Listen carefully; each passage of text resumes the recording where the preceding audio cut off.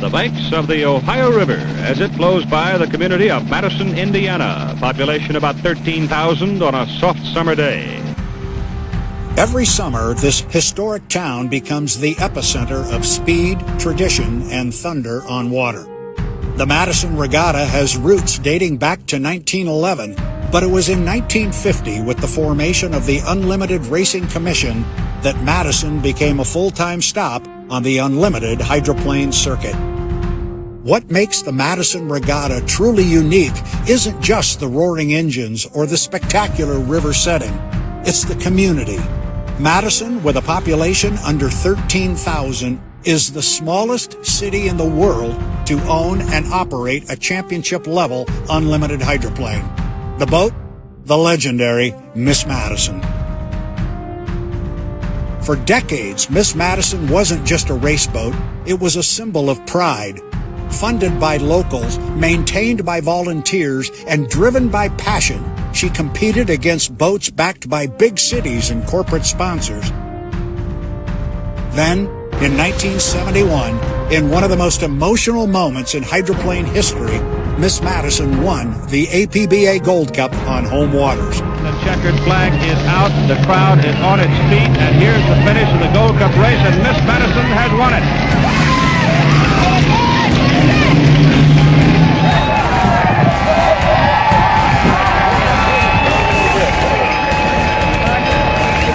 A true underdog victory that inspired a generation, and later, a Hollywood film.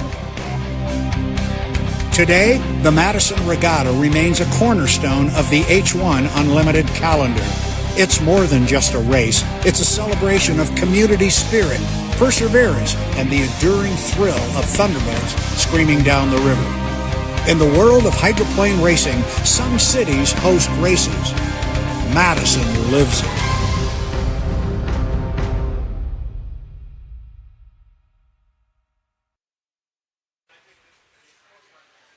Hello, race fans, and welcome to Madison, Indiana, the scene this weekend of the 76th Madison Regatta, the 116th running of the APBA Gold Cup.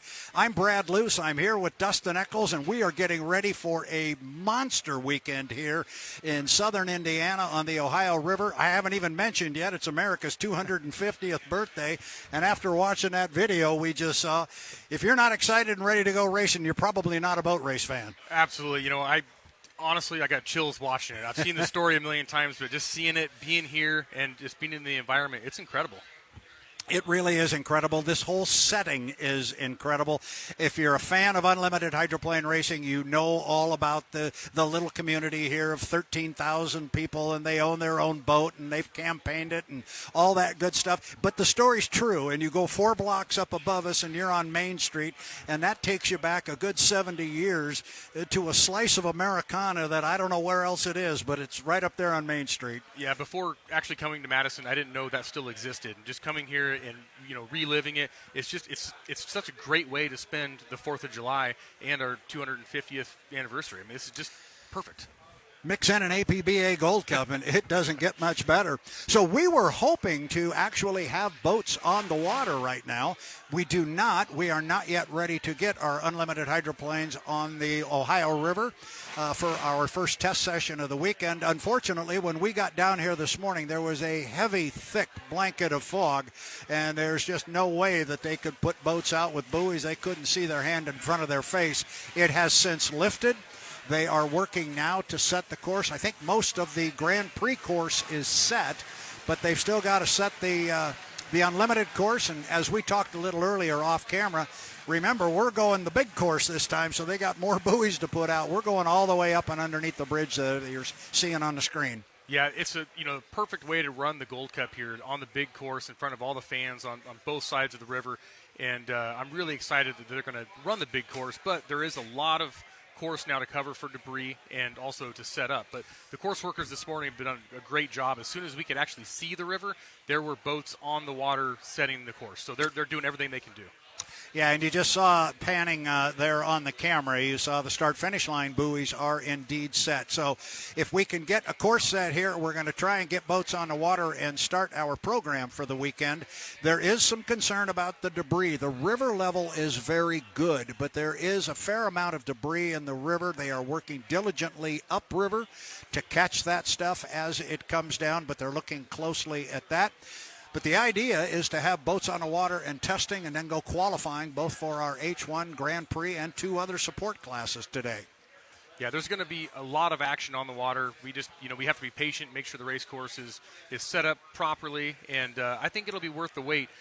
Talking with a lot of the unlimited teams, they're going to use every bit of the testing time that they have available to them today. It's so important. There's so many heats this weekend. It's the Gold Cup format.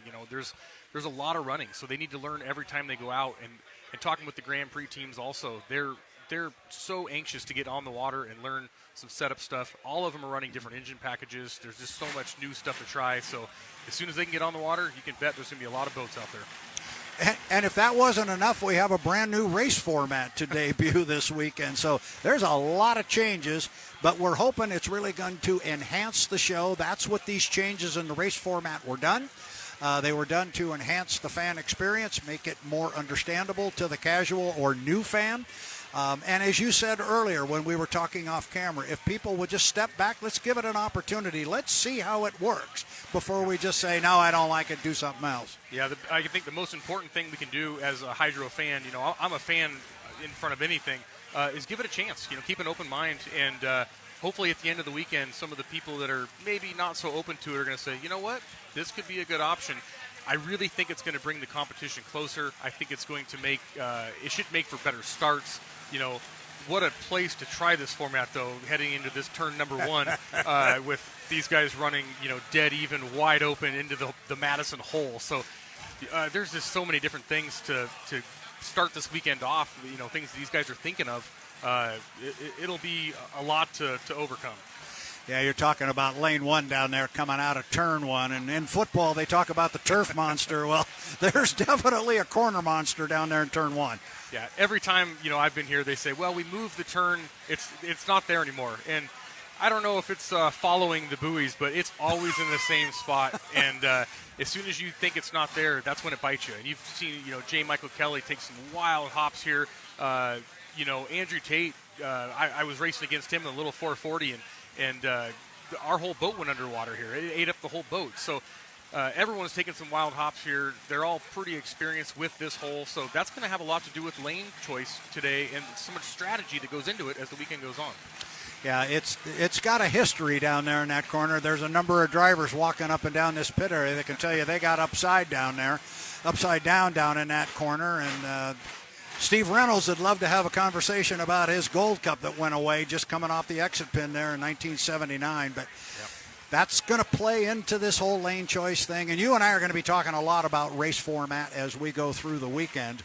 But it is the 76th Madison Regatta, the 116th running of the APBA Gold Cup. Brad Luce along with Dustin Eccles. We're going to have our Danny Rogers with us as well. She'll be covering the pit area. And as soon as activity picks up down there, we will get Danny on board. So lots to do. We're just getting started. The course was not ready when we came on the air, but we wanted to come on the air and let our fans know what's going on, let you take a look at the river and see what we're seeing. You're probably hearing some background noise here. Some of the GPs are testing things and getting motors cranked up. So weekend's just getting started. That's music, Brad. Not yes, noise. That's music. I think everybody from around the shoreline, they can hear that and they love it. And we just heard some turbines fire up also, and you can tell these teams are they're ready to go as soon as the water's good. I think the other big story, at least for today, is the heat. So these teams are going to have to really battle the heat, not overdo it, stay hydrated, and work smarter, not harder, because that goes for you and me too. That's correct. So, yeah, it is hot back here, and but everybody, the constant theme around here is to stay hydrated. And if you've ever had an incident where you weren't hydrated, I'll raise my hand. I saw the movie. It's not that much fun. So if an extra bottle of water or whatever it is will help solve that, make sure you do it. So we are going to step away for just a moment. Again, Brad Luce along with Dustin Eccles, we are going to step away for a station ID. We'll be right back. H1 Unlimited Hydroplanes. The world's fastest race boats. 10, 9, 8, 7, 6, 5, 4, 3, 2, 1.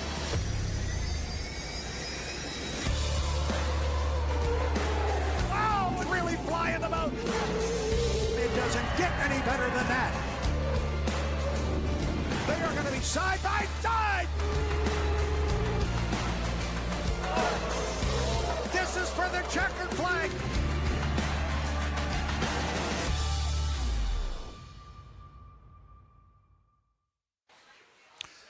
And there's that big trophy again, Mr. Eccles, at the APBA Gold Cup, the oldest active motorsports trophy in the world. It's pretty impressive. I mean, reading some of the names on there, some of the history that goes along with it, there's nothing like it. It's pretty incredible. As we get ready for our first race of the season, the APBA Gold Cup here at the Madison Regatta, we want to take a step back a little bit and go back to our test session. It was right at the end of May, and prior to our boats testing on that Saturday afternoon, on that Friday evening we had a media day, and our Danny Rogers had an opportunity to sit down with some of our drivers. Let's cue up a couple of those and let's hear what some of our drivers had to say about their expectations for the test session.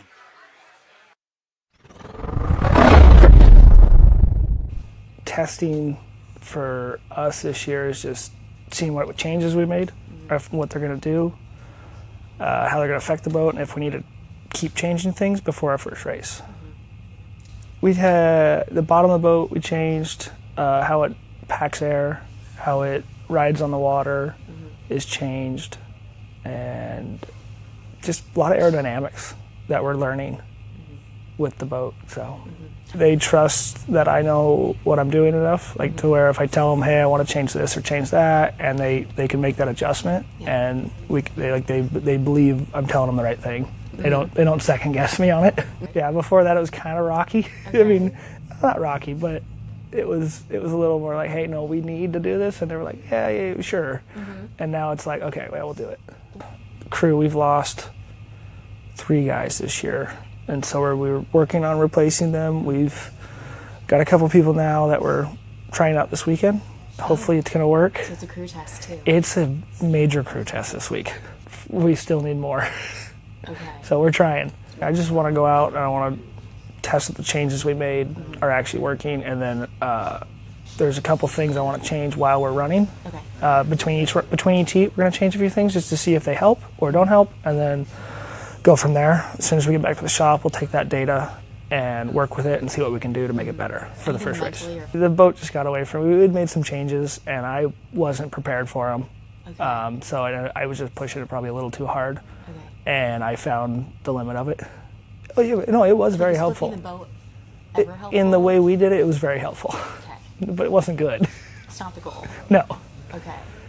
Yeah, I think we'll probably sneak up on that limit a little easier this time instead of just going right for it.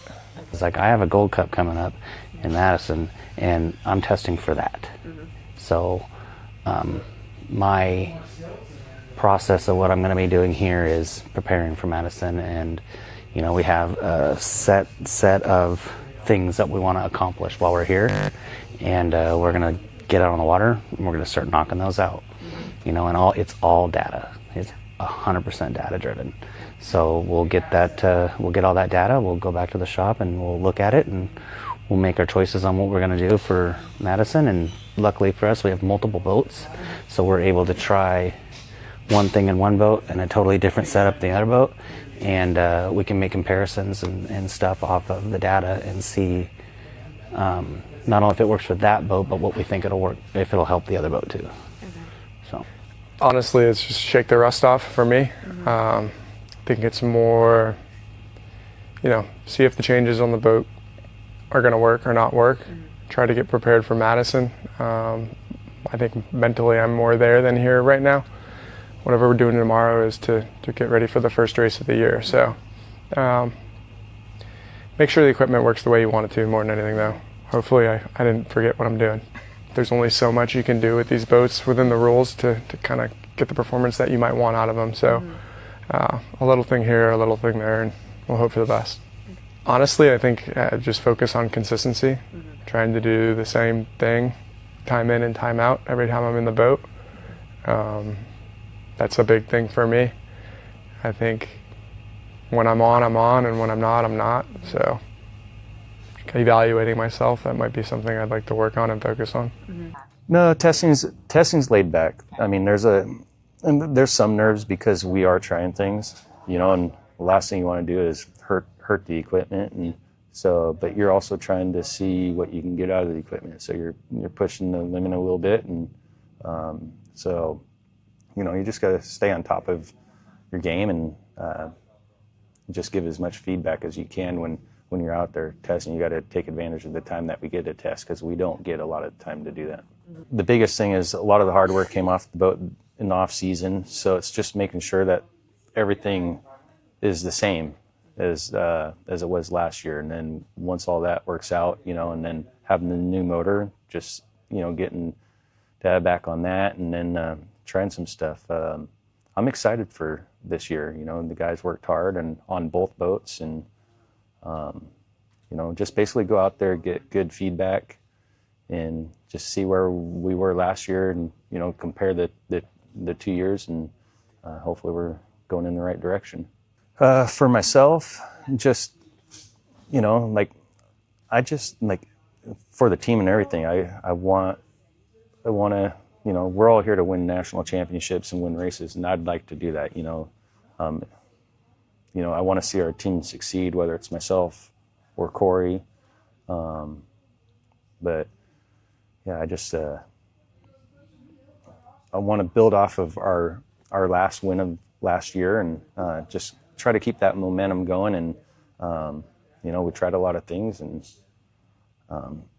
hopefully we can transfer that into this year. So after San Diego, we won the race, set a competition record. Motor came out of the boat, got tore down, and majority of it went in the garbage. And you know, it's crazy to say that. You just set a record, won a race, and motor was no good. So basically got a new motor, and so hopefully we're hoping that it goes even better. So we'll see what happens, and I'm excited. And I mean, Daryl and Vanessa put a lot of effort into programming, and the guys in the shop, and everybody. It's just, you know, I'm just the lucky one that gets to sit behind the wheel. So.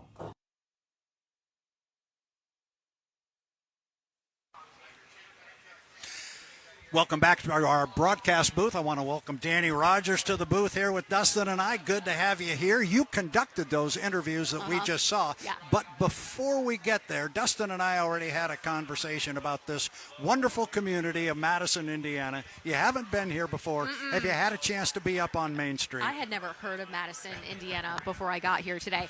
Drove through Main Street. Beautiful. The cutest little thing. You're like, this is so Ohio, Rivertown, Indiana. I love it. And I looked across the banks here, and I'm like, well, you know what? That's giving Kentucky. And someone reminded me that is Kentucky. So we're right here on the border. I love it. I love seeing new places. This is, Dustin said, Americana at its peak, and I agree with that. And what a great weekend for us to be here in Indiana, too. And it doesn't stop with just this boat race, or it doesn't even really start with the boat race. Tonight, they have an Old Town parade through Main Street. You saw, I'm sure, all the chairs getting set up, the people early this morning. And then on Saturday night, there's just a massive fireworks show. They run a big barge down the river and stop it right here off the start-finish line, and it's quite a show.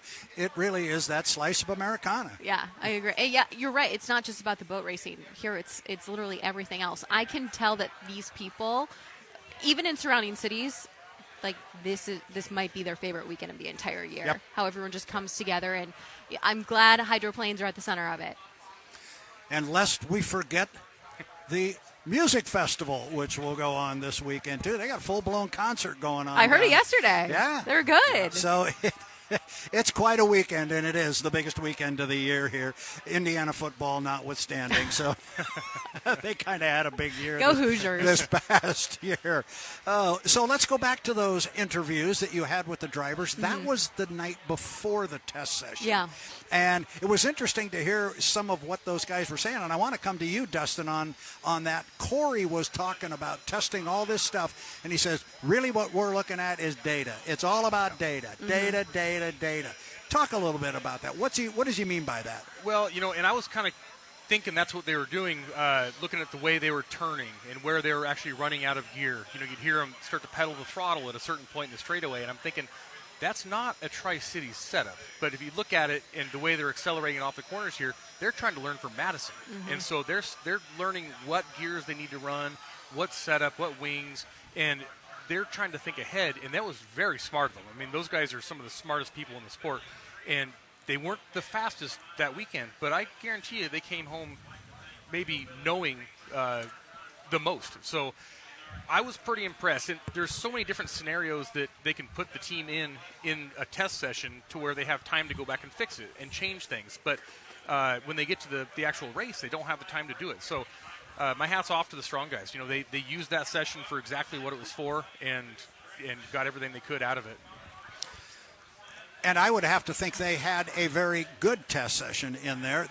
The boats ran a lot. Both of them did. Corey and J. Michael were out on the water a lot. Our first interview there was with Gunnar O'Farrell of the U-21, the Spirit of America, and he certainly had to be happy with the test session that he had because, first of all, he walked away with a fully intact race boat where the year before it was kind of in pieces.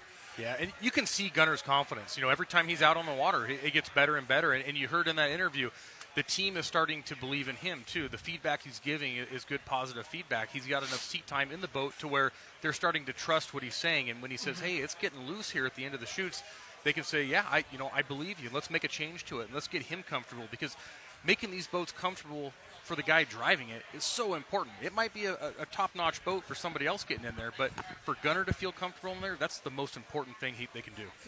And I want to go back to something else that Gunnar again said, and I know you've been down this road. He talked about the test session not just being about the boat and on the water and all this. He was talking about new crew members, and they basically had a new team, and they had to learn how to work together and to gel together.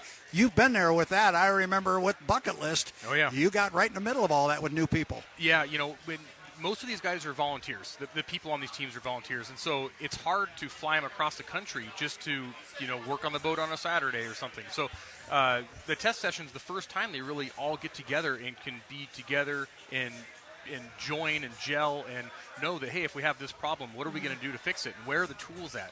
These trucks are massive. If you guys haven't been to an unlimited hydroplane race, the trucks they're huge. And so if you're trying to find a part or a piece in there, it takes somebody knowing where all that stuff is. It takes, if you're going to run for a tool, you need to know where it is. And everything here is on a time limit. So these dry runs of going through the situations and trying everything out is so important.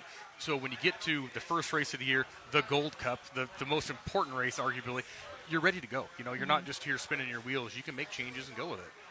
We lost a couple critical pieces on the H1 truck yesterday. It's a much smaller truck, and we were a little concerned for a while. We did finally find everything. But, Danny, I want to come back to you because you got to talk to the drivers for the first time the night before, and you got to meet them. But then you were talking to them on the dock. Talk a little bit about that, some of your first experiences, and what you saw in talking to the drivers and how they felt about boats and water and how things were going. First lesson I learned was not to stand under any cranes.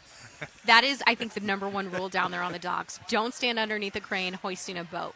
So learn that right off the rip. But it was really interesting, just the tiny things that the drivers were looking for based on what they told me the day before. And then that day within testing, it was just all the, like you mentioned, the data. Corey will go back to his truck and look at his entire data truck and see what they can, pull apart and reduce and find different things to change, which I just think is so interesting. Because to me, I'm like, how much could you possibly change on each boat? But it's very little things that can make a big difference. So that was really interesting to me. And then another thing that stuck out, testing in Tri-Cities, Andrew Tate, I said, what's your mindset heading into testing tomorrow? And he's like, I'm focused on Madison. That is what I'm training here. That's what I'm testing here. Like, that's where his mindset was, to be here for the Gold Cup already. So you touched on it a little bit. These guys were very smart in treating that course like it was the Gold Cup course. So, I mean, hopefully that just makes for a better race, that these guys kind of maybe already feel like they've been here. And for the casual fan who may not be terribly familiar with hydroplane racing, all of our courses are different, and they're all set. The course in Tri-Cities is 2.5 miles around. This one is 2.5 miles around. But this one's a lot longer and a lot narrower as opposed to Tri-Cities. So as you were talking, Dustin, about gearing and setup, they were clearly not set up for the Tri-Cities course. You heard from the sound of the boat they were set up for this one. Yeah, one of the most important things about this race course in particular is getting through turn number 1 and being able to accelerate out of turn number 1. We'll talk about it a lot this weekend, but there's almost rapids, at the exit pin of the turn where the boats, they don't stay in the water. They jump up and out of the water, and getting the boat to stay in the water, hooked up, and out-accelerate everybody down this back straightaway is so important because then you control the race course. But getting through turn number 1 is so important. I can't overstate it enough. So acceleration is the key here, and you're going to see guys lifting off the throttle probably halfway down the straightaway because they're out of gear. But as long as they can out-accelerate everybody, that's the important thing.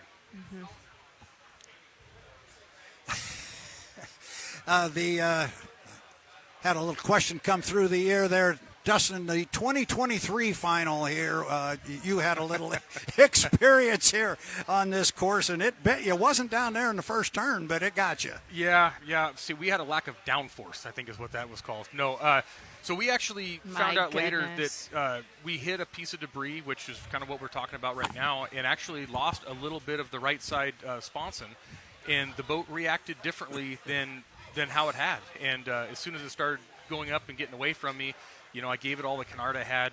For the new fan, the canard is that front wing that you see, and you control that with your left foot, and it just wouldn't respond the way that it had in the past. And so as it was going over, I'm thinking, what did I do wrong? What did I do wrong? And luckily, the great H1 team and all the camera angles here, by the time I got back, they said, it's not your fault. The boat came apart. We hit something, and we found out later, what failed. But, you can't – turn number 1 is huge here. But this whole race course is treacherous. If you can make it through the weekend here on the river, you're doing something right. So that wasn't our weekend. I've had a tough go here in Madison, but I'm pretty excited to be sitting up here with you guys watching this, because this is a better spot than sitting in that driver's seat. This is a whole lot cushier up here. I have 2 follow-ups to that. First up, how bad was the whiplash on that flip?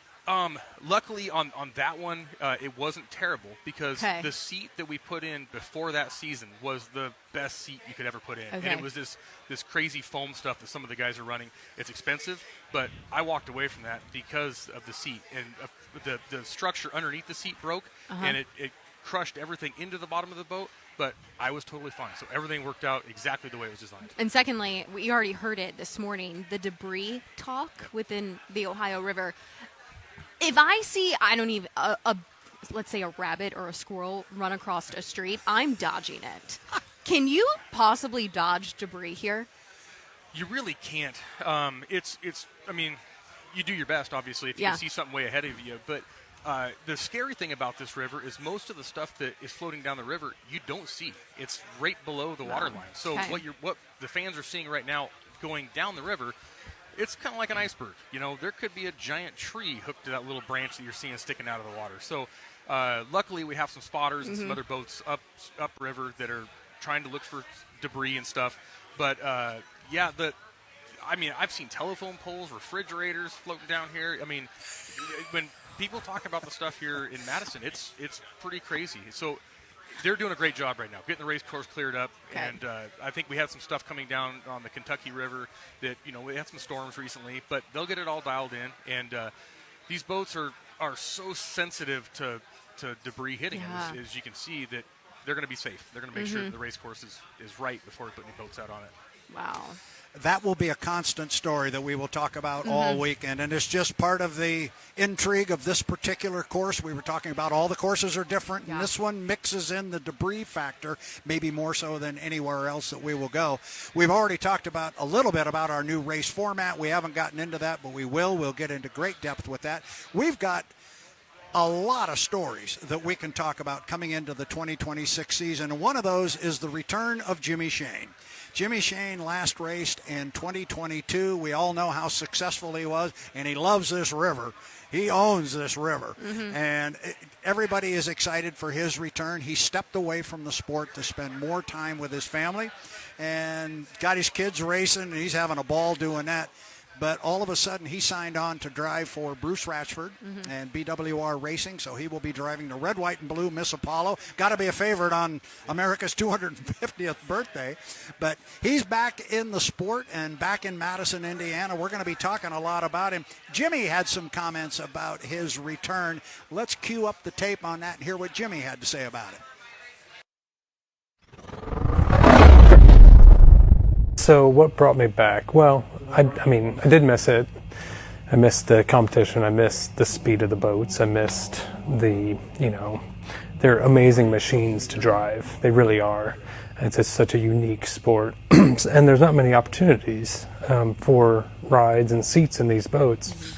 So, I was really on the fence whether I was going to come back or not. What really did it for me was Bruce Ratchford, the owner. He was persistent. He said, I want you to drive. I want you to drive. If I want somebody else in the boat, like, that's going to be different. I want you to come back. And I kind of turned him down like 3 or 4 times. And then his persistence really showed me that he was dedicated to accomplishing some goals with him and his team. And I said, you know what, this sounds like probably a good position to come back into, a good team to come back into. And that's really what, got me over the hump of making that decision of whether to come back or not. And I had the opportunity, with it being only a 4-race season, it wasn't really going to take that much time away from my schedule. And I felt like very comfortable signing on to something like that. Now, hopefully, honestly, I do hope we get more races next season. I hope there's 6 races next season. I hope it keeps growing, and I'll handle that as more races come. Yeah. But it made sense for me this year with the schedule, with the team, and the equipment that I was going to be in to just say yes. The other last little bit was I had to have a little sit down with my kids and say, are you okay with Dad going back to race? And they didn't even flinch. They didn't even have to think about it. They're like, yeah, we miss it. We want to go back to the big boat races. So that was it. Once I got their approval, I was like, okay, I think I can come back and do this. A lot of people have already come up and said, it's just like riding a bike, right? And I'm like, I don't know. We're going to find out. I've always told people that over the years that my most comfortable place in the world has been with my kids, but the second most comfortable place was inside the cockpit of an Unlimited, and I just feel at home. I feel at home in the cockpit, and I think I missed that feeling a little bit, so it'll be nice to come home for a year or two. It'll be good. Again, this is a very unique opportunity, and that was one of the things that drove me back was I get to have a lot of feedback, a lot of say, and all the equipment that Bruce has is really, really good, top-notch equipment, and the fact that I have a choice between 2 boats, it's not many people have had that opportunity in this sport over the years and years that it's been around. I came in with a clear mindset, I'm not dead set on one boat or the other. I have history in one, obviously, won a lot of races in that boat, but I also know that with the crew chiefs that I have with Mike Hansen and Taylor Evans, the changes and the modifications that I got to see and be a part of this off season with this other boat, it has me really pumped up to give it a go on the water, and I think it's going to be really cool to see. We have to. It's a lot to decide on. There's 4 different race courses, 2 different size race courses, and really, when I pick a boat, I have to stick with it all season long. There's really no going back. So we'll take it, we'll take it day by day after the test session. We're really going to reduce the data that we gathered, and we're going to come up with a team decision of what really is going to be the best for the long run of the season. Not just 1 race or 2 races. What is going to give us the best shot to win that High Points Championship at the end of the year and what boat's going to get us there and take us there. Yeah. Even when I was racing and winning championships, I've always been pretty like low-key not thinking about it. Like I tried not to think about the racing aspect, and so I've just kind of continued to do that. Like tried really not to think about it and keep my mind focused on other goals and other things that are going on in my life. And then when it comes to boat race weekend, when I get here, I'm full bore into it. I'm 100% into it, and it's gonna be interesting because this is the first time in 4 years since I'll be in a boat. I raced like a sprinkling here and a sprinkling there, some like really small outboard boats. Obviously it's nothing like getting in an unlimited. So we'll see what muscles I haven't used in the last 4 years tomorrow. I'll be in the boats a lot tomorrow. So I'm really looking forward to just getting that feel back, that adrenaline that, the second that I hit that starter button and the turbine engine starts pulling up, everything goes, it just goes away, and all I think about is going fast on the water. So it'll be fun to have that feeling again. That was a great discussion with Mr. Jimmy Shane. He is excited to be back. I think he enjoyed his time away, but he's excited to be back. I know we are excited to have him back. I got a question for you, Dustin, about Jimmy Shane. He hasn't driven since 2022. How much rust does he have to kick off? I mentioned earlier he loves this river. He owned it. He's in a fast boat. There's people talking he may be a favorite out here. Jimmy's a driver. That's all you need to know about Jimmy. It's going to. After testing, I have no doubts. I mean, he went out there and showed everybody in testing how fast he is, and he already had good positive feedback on that new boat. So I have no doubts that he's going to be challenging for a win here right out of the box. I think he's going to be fast. Like he said, like riding a bike, I don't know. After testing, we talked to him. He was totally confident and comfortable, and I think the only difference, he had great competition back when he was running, but right now, there's a lot of boats that could win. And all these drivers are incredibly aggressive. So that might be a little bit more of a challenge for them. Is these guys are willing to push their equipment pretty darn hard, and they know they have a little bit of time to fix their stuff before Tri-Cities. So, it'll be pretty aggressive for them this weekend. Another driver I want to talk about, an aggressive driver, a very successful driver, got a couple of Gold Cups already put away in his back pocket, is Corey Peabody. But Corey did not have a good 2025 season, and he'll be the first person to tell you that. He had some issues with the officials. He got the boat upside down in San Diego, and I think you had an opportunity to talk to our Corey Peabody. Let's see if we can't cue up that video right now.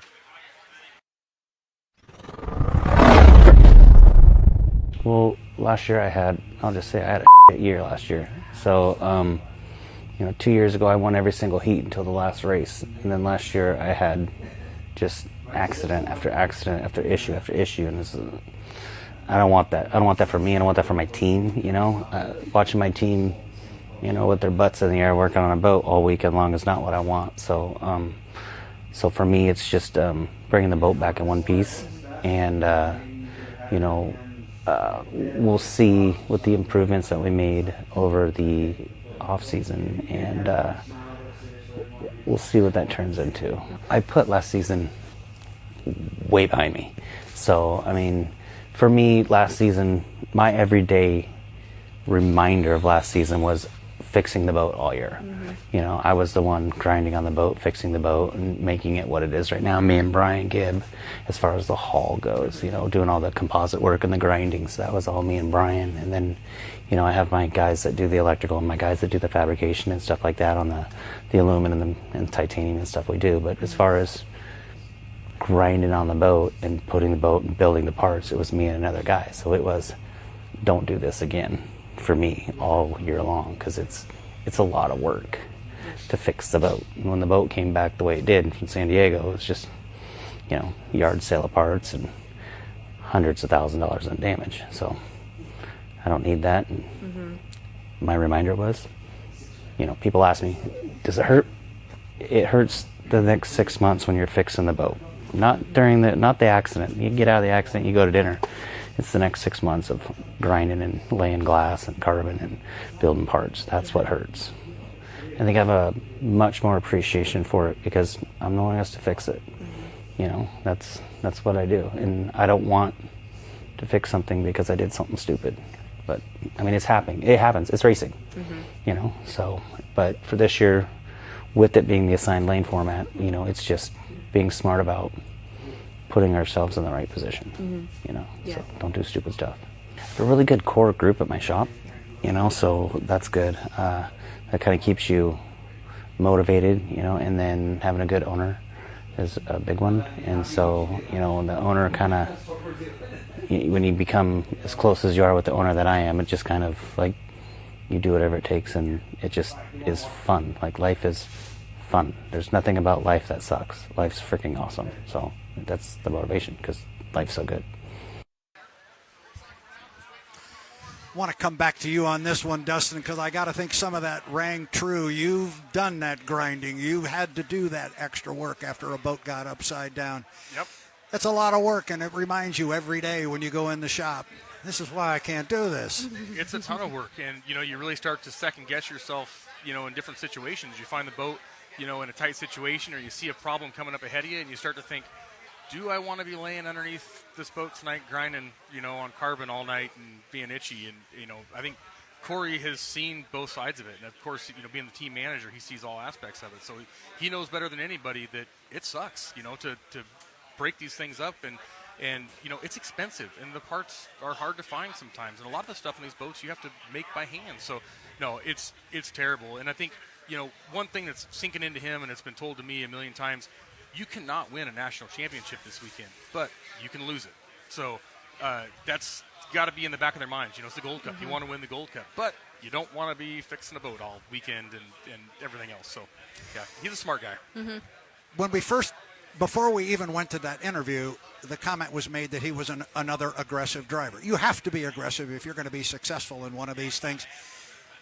Does what he was just saying right there about fixing the boat, does that make him a little more conservative when he goes out? He's got a fast boat, but does he go, I've got to bring the boat back in one piece? You know, I think it makes him experienced. I don't know about conservative, but if that shot is worth the risk, then he's going to take it. He'll be the first guy out here to take it. But I think he can weigh out in that split second in his mind, is it really worth it right now? You know, this is heat 2.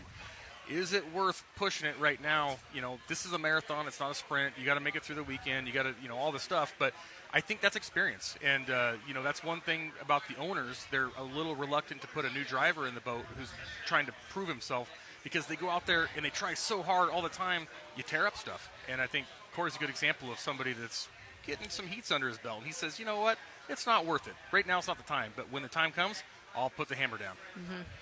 And that time might come about 4 o'clock come Sunday afternoon if he's got a good lane and the Gold Cup is laying here to be claimed by somebody. We've got a long way to go still this weekend. We're looking out at the race course. I'm seeing more buoys. I'm seeing an entrance pin down there to turn 1, so we can get through a first corner. I'm seeing buoys up the backstretch.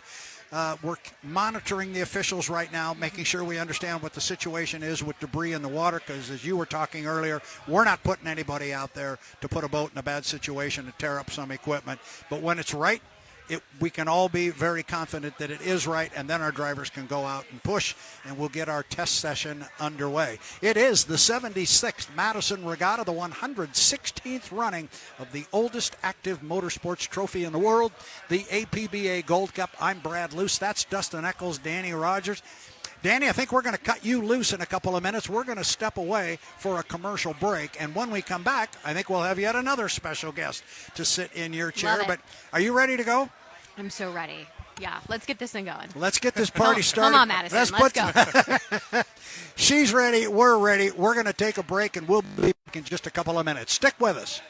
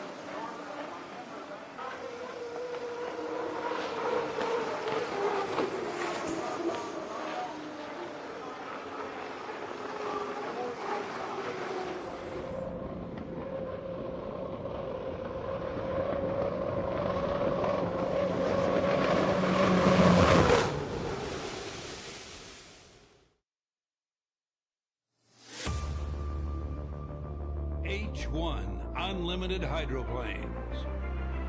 The world's fastest race boats. 10, 9, 8, 7, 6, 5, 4, 3, 2, 1.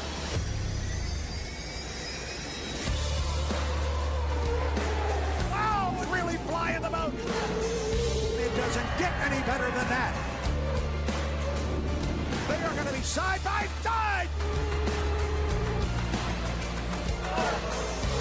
This is for the checkered flag.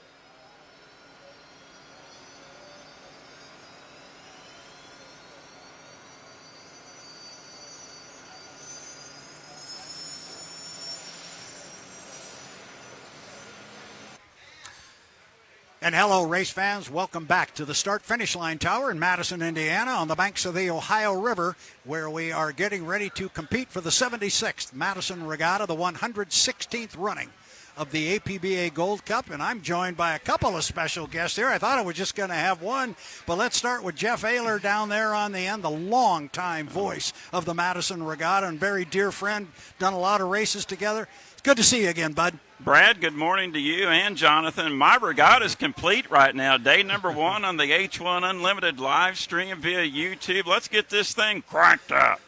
That's because we don't have boats on the water, Jeff. This is called filling time. This is what we're doing. And I know what that's like. But he also mentioned that we are joined by Jonathan Abbott, the chief referee for H1 Unlimited.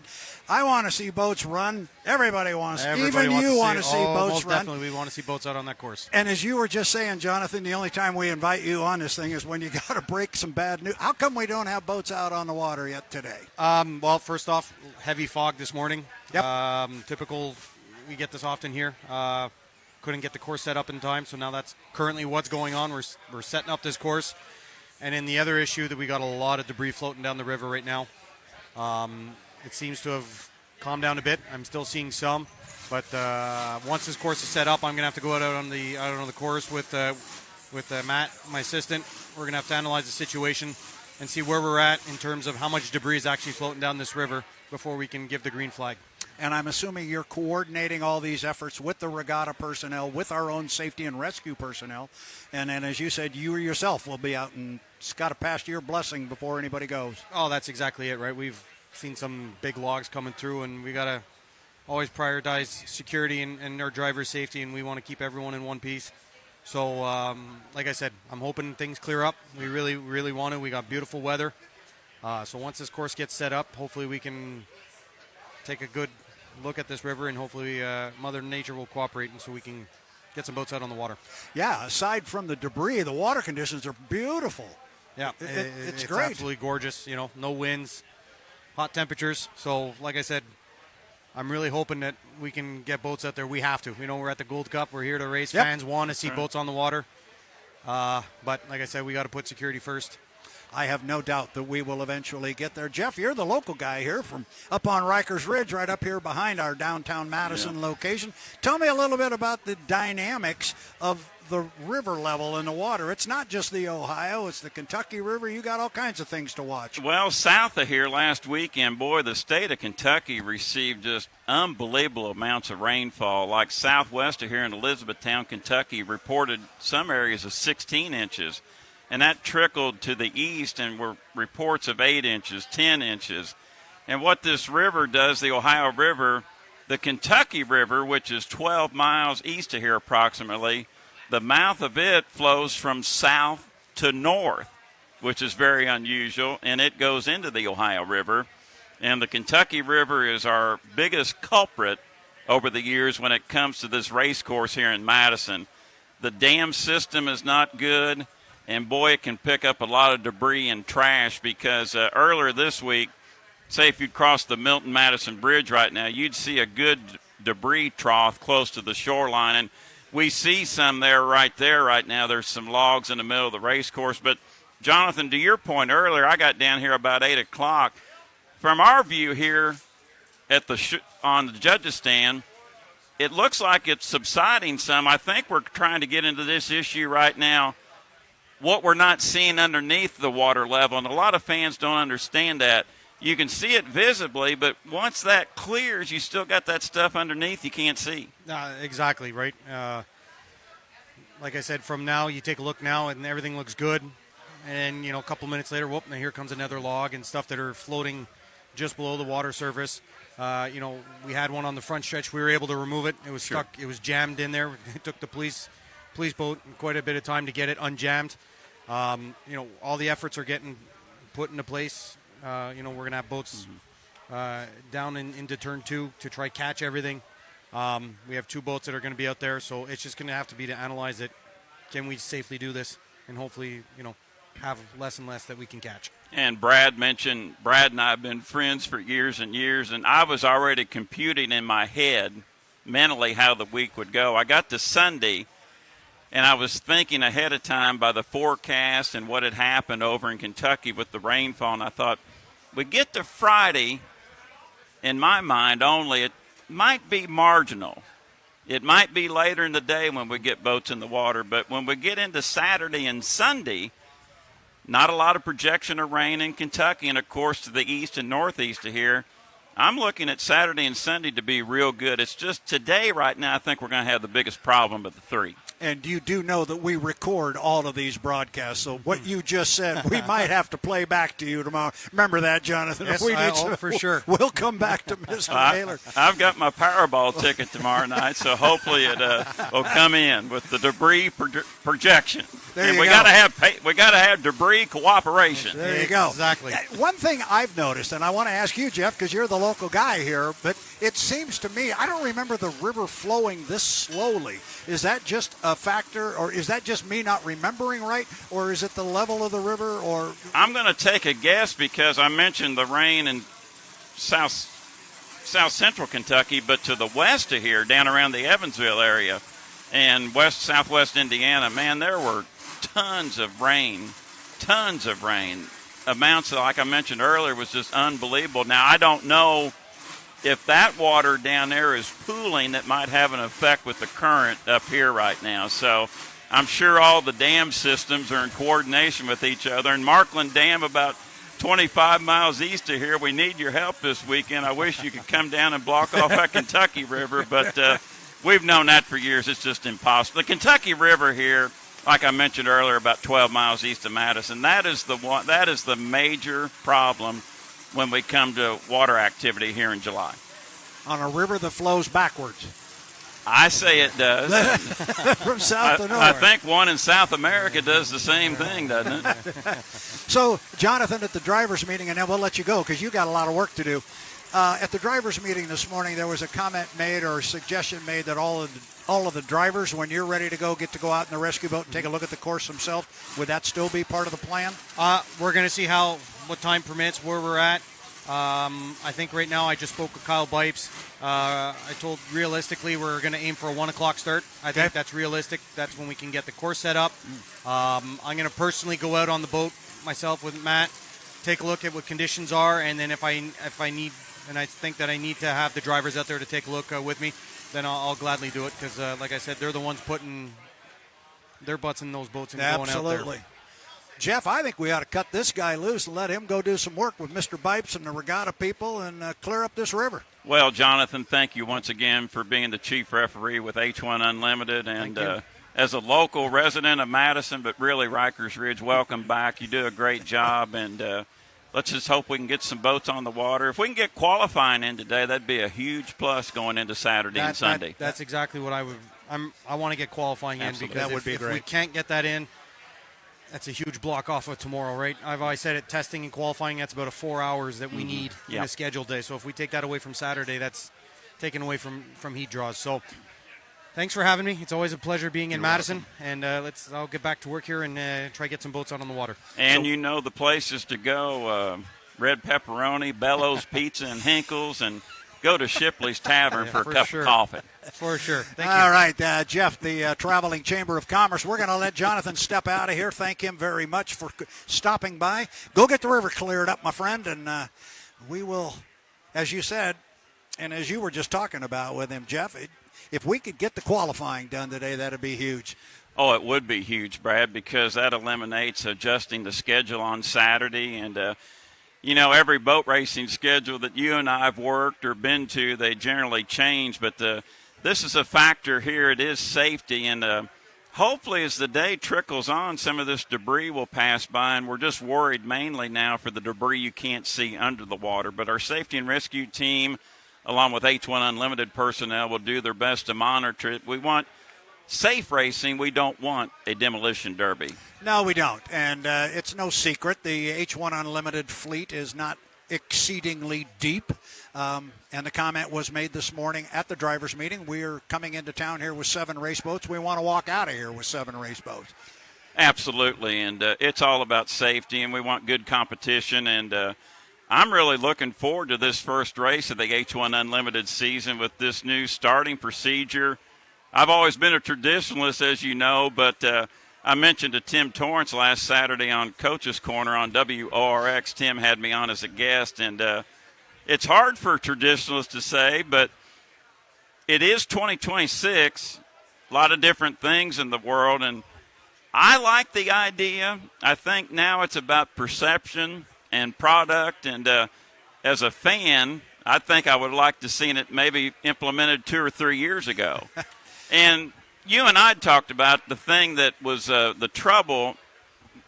People were being confused, and fans and even those involved in the sport, about boats being taken out prior to the start. That was a huge issue that we were trying to address. And that's one of the things I love about this. And you're probably going to be saying it, and I'll be saying it on the PA with Jordan Bear. These drivers should be keen on each other. Hey, it's still 12 seconds to the bridge and the start-finish line buoy. Just mash it down and go and let her rip. Let her rip. So now that you've opened that can of worms, let's continue down that road and have a little discussion about this new race format. There was a lot of work done in the off-season by the H1 Board of Directors and also the competition committee in discussing. We didn't just sit down over a cold brew one night and decide, let's change this whole thing up.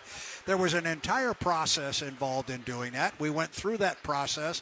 It involved the Rules and Competition Committee, which is made up of drivers, crew chiefs, people very much involved in the sport. They send their recommendations up to the Board of Directors. We kick it around in there, and I will just simply say some of those meetings they're very colorful. They're colorful. They're good meetings, and it's a lot of fun to be involved in them. It's a lot of fun to be involved on the board, but it's very serious business. But we were trying to, and that's how we started. It was, if we're going to make a change to the way we're running our races or conducting our events, it seems to me, and we all agreed, before we can fix it, we got to define exactly what's broken. Otherwise, how are you going to know you were successful if you don't know what it is you're trying to fix? And you stepped right in one of them with the fact that you had boats getting disqualified prior to the start. We had what looked like, to the casual fan, multiple starts with the 115 score-up buoy at the start-finish line. You had all the boats lined up most of the time, and sometimes they were running pretty hard. People thought that was the start. No. And you had to do it. I had to do it. Fans, this is not the start.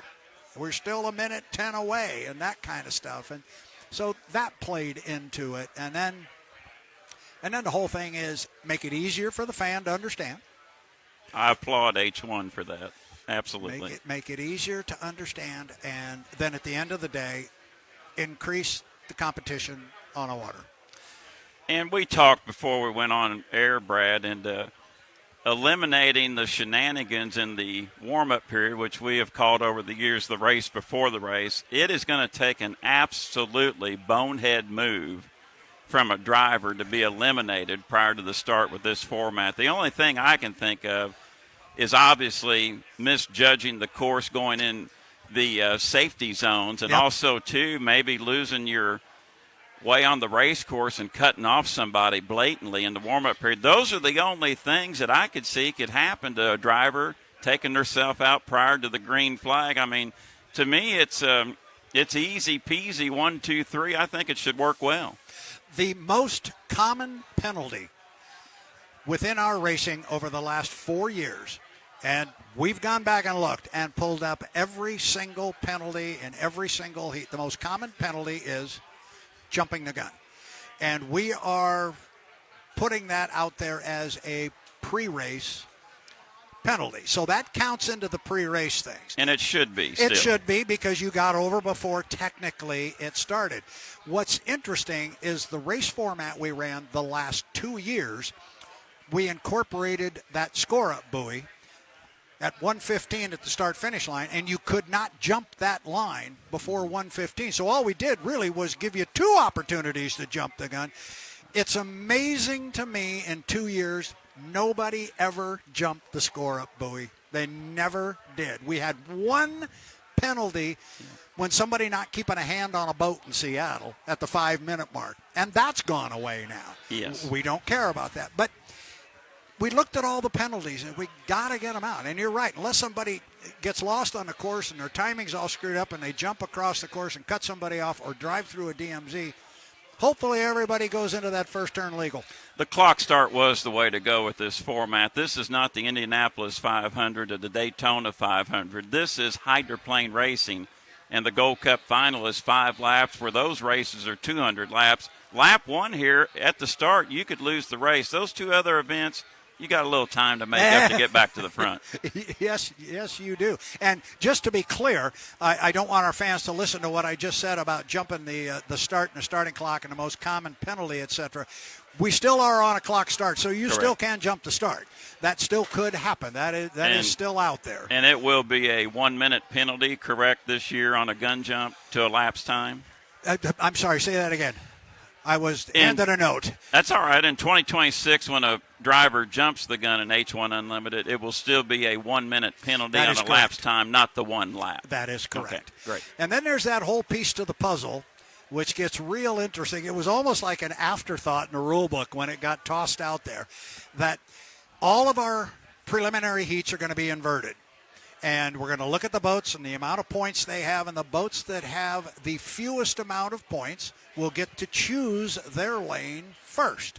And the boats with the most amount of points, those that are having the most successful weekend to date, will choose last. So you're thinking then that you're probably going to have the faster boats or the boats with the most points on the far outside. But then when we get to the final, it's not inverted. And we had a lot of discussion about this. And there was a lot of very obvious reasons why we couldn't invert the final. But the big reason is, there's some other ones, but the biggest reason to me was, if somebody's got the most points after the weekend at that point, they've earned that shot to have whatever lane they want. Absolutely. And I like what you've done with sections 1, 2, 3, and 4 here at Madison with the Gold Cup. The odd-numbered boats will be in the A section all weekend long. The even-numbered boats will be in the B section all weekend long. But what I like is, after every section, that ladder changes 1 through 7. And those boats will probably change. And another thing I like about it, and the way I described it last week with Tim on Coach's Corner, and I do like this part of it with H1 Unlimited, your lane is technically performance-based, but in the end, it is choice. It is choice. Yeah. Choice based on your performance. That's correct. And so I get technical sometimes. People talk about this new start procedure that we have. It's so much more than that. It is a race format. It's an entirely new race format. And it is, yes, it is a chosen lane. It is not an assigned lane. And as Dustin and I were talking, as were you and I this morning, we hope the fans will come into this with an open mind. And let's give it a shot. Let's see what happens. I'm real anxious to see it, and I'm real anxious to watch qualifying. Oh, I'm ready. And, Brad, if you don't mind, what was some of the decisions with H1 on the new point totals for qualifying this year? It was to keep the boats a little closer together so there wasn't too much of an advantage for being the top qualifier, because those points are all going to be additive in to how you choose your lanes and select them further on in the weekend. So to kind of tighten those up a little bit. Excellent. And it goes 200 decreasing 20 down to boat number 6, and then after that, boat number 7 Goes 5. Goes 5. Goes okay. 5 points down from there. And for our viewers watching, those points will carry over all weekend long here with the Gold Cup format. Well, and that's the other part of this whole thing. We've tried to tie the entire weekend together.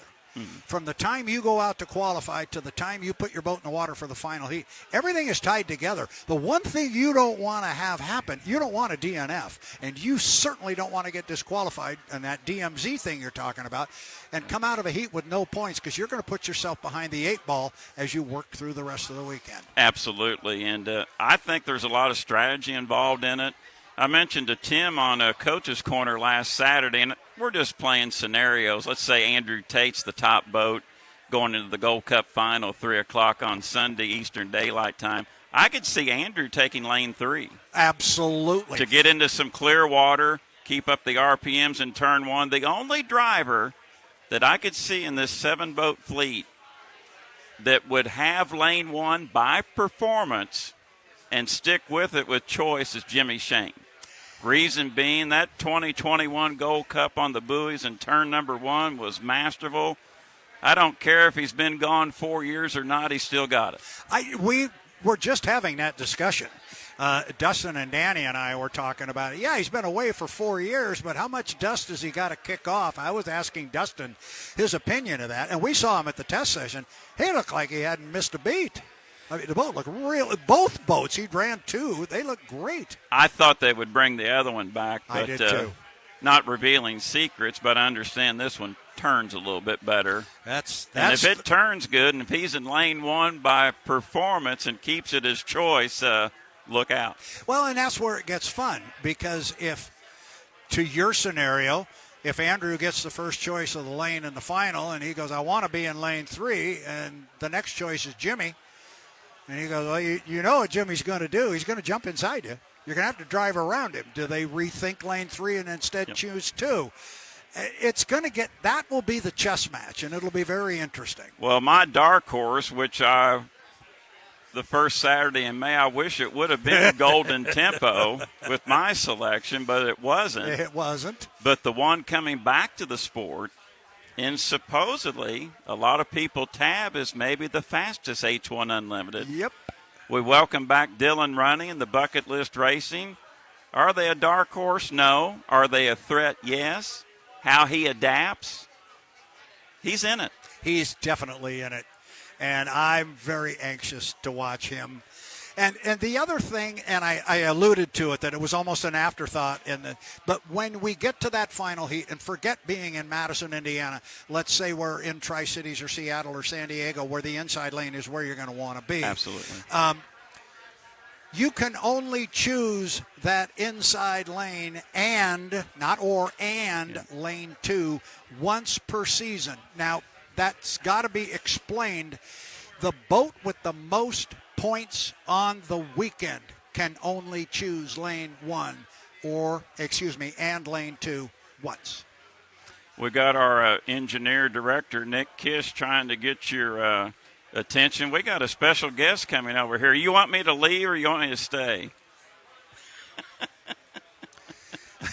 We do. We're not trumping you, Mr. Ayler. We could have gone on for days on here, but I think what we're going to do right now is, last March, I had the good fortune to be down in Daytona Beach, Florida, and people who have paid attention to the sport know that in March we inducted Dave Villwock into the Motorsports Hall of Fame of America. I had the very good fortune to be there. I had the good fortune to introduce him, and it was an honor that I will personally never forget. But it was just an incredible event, and we did get a little bit of video that we shot down there. We're going to run that video now for the fans. So take a look at a little bit of the footage we shot of Dave Villwock on his induction trip to Daytona Beach, Florida.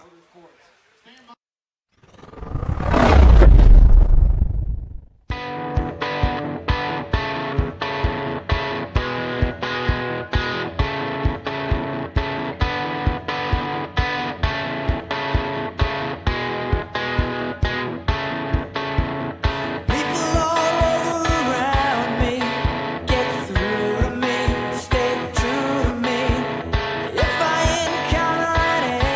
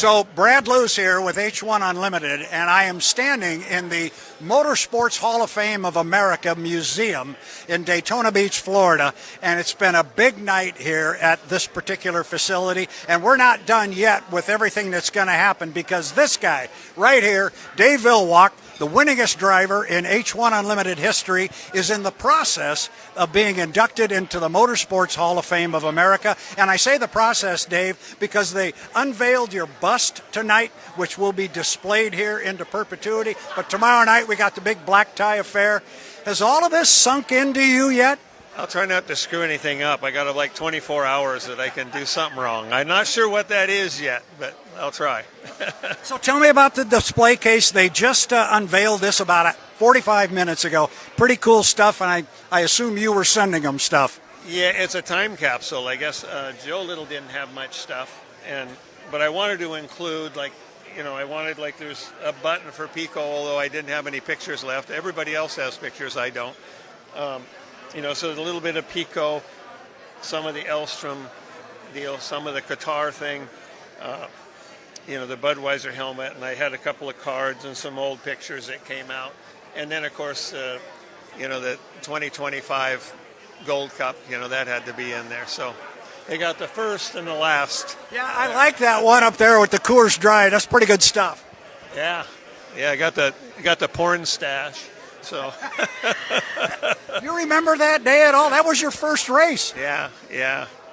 I was supposed to run the Luxor Hotel, and went over to San Diego on a lark to Ron Jones Jr. had asked me if I could go drive the boat if he changed the things that he'd asked about, and so he did, and then they got Coors Dry, and so I came over there, and we ended up winning. And then, a little known fact, but Circus, you talk about bang for the buck. Circus had an 8% occupancy increase every time they raced unlimited hydroplanes, dating back to 1972. After I won the race, Bennett came back and he says, we've been arguing with people about room rates around here, and we just need to do a better job. So, we need to find out what our occupancy rate was when we raced boats and when we didn't. So I put 3 different accountants to work on it, because I knew I would, sort of self-interested and conflicted. And so I put 3 different accountants to work on it to come up with what happened.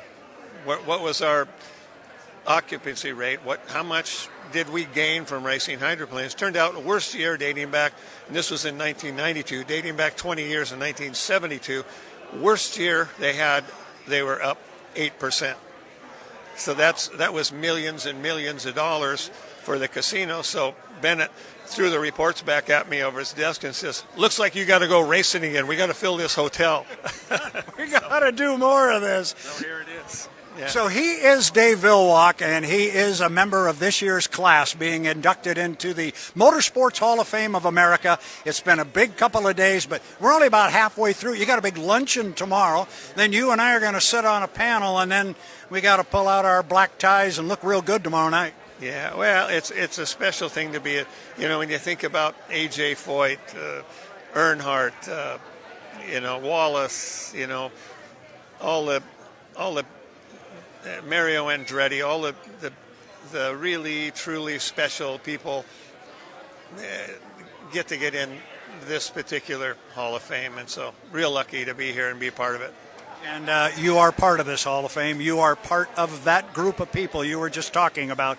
Congratulations. We're going to be talking again, but congrats. This is a big deal. Hey, thanks to you and everybody from H1 that came out. That's, like I say, probably one of the biggest crowds they've ever had come. They got like 40 or 50 people that came here just to participate in this from H1. So that's cool, too, that our community supported this community.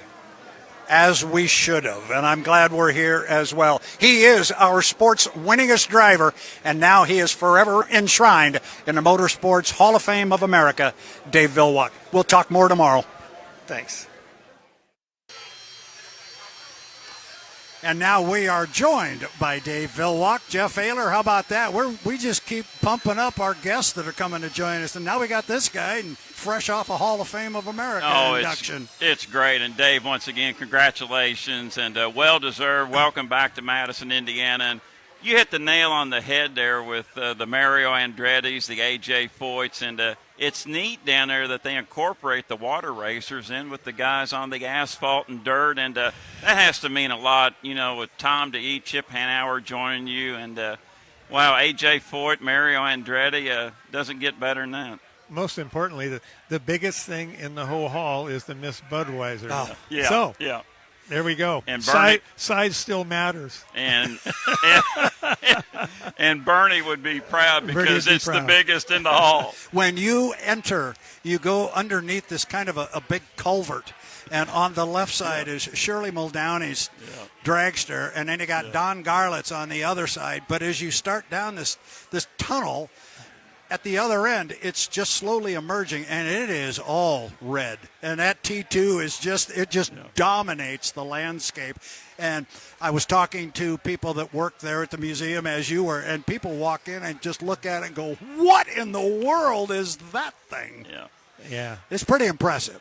Yeah, that's the thing that our sport has is size. Probably the most common thing you'd hear in this displays are people that walk up to the boat and go, oh my God, I had no idea it was this big, because an IndyCar it looks the same size and frame as an unlimited hydroplane does on TV.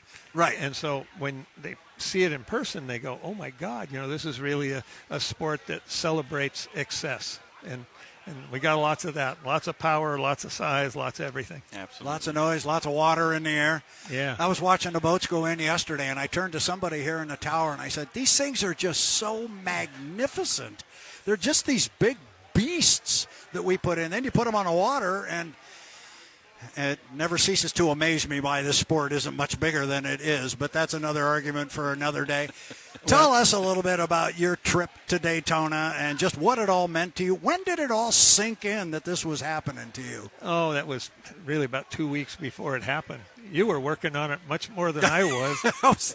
and the display that they called me up, hey, you got some helmets and suits and stuff. And I went, well, I don't know. I'll see what I can find. I have more stuff. Actually, the Apollo team brought me up 5 boxes of like say the driving, the Coors, the actual Coors Dry driving suit was in there, the first one, and then Fred's Pico American Dream was in there, and then the first Budweiser suit was in there.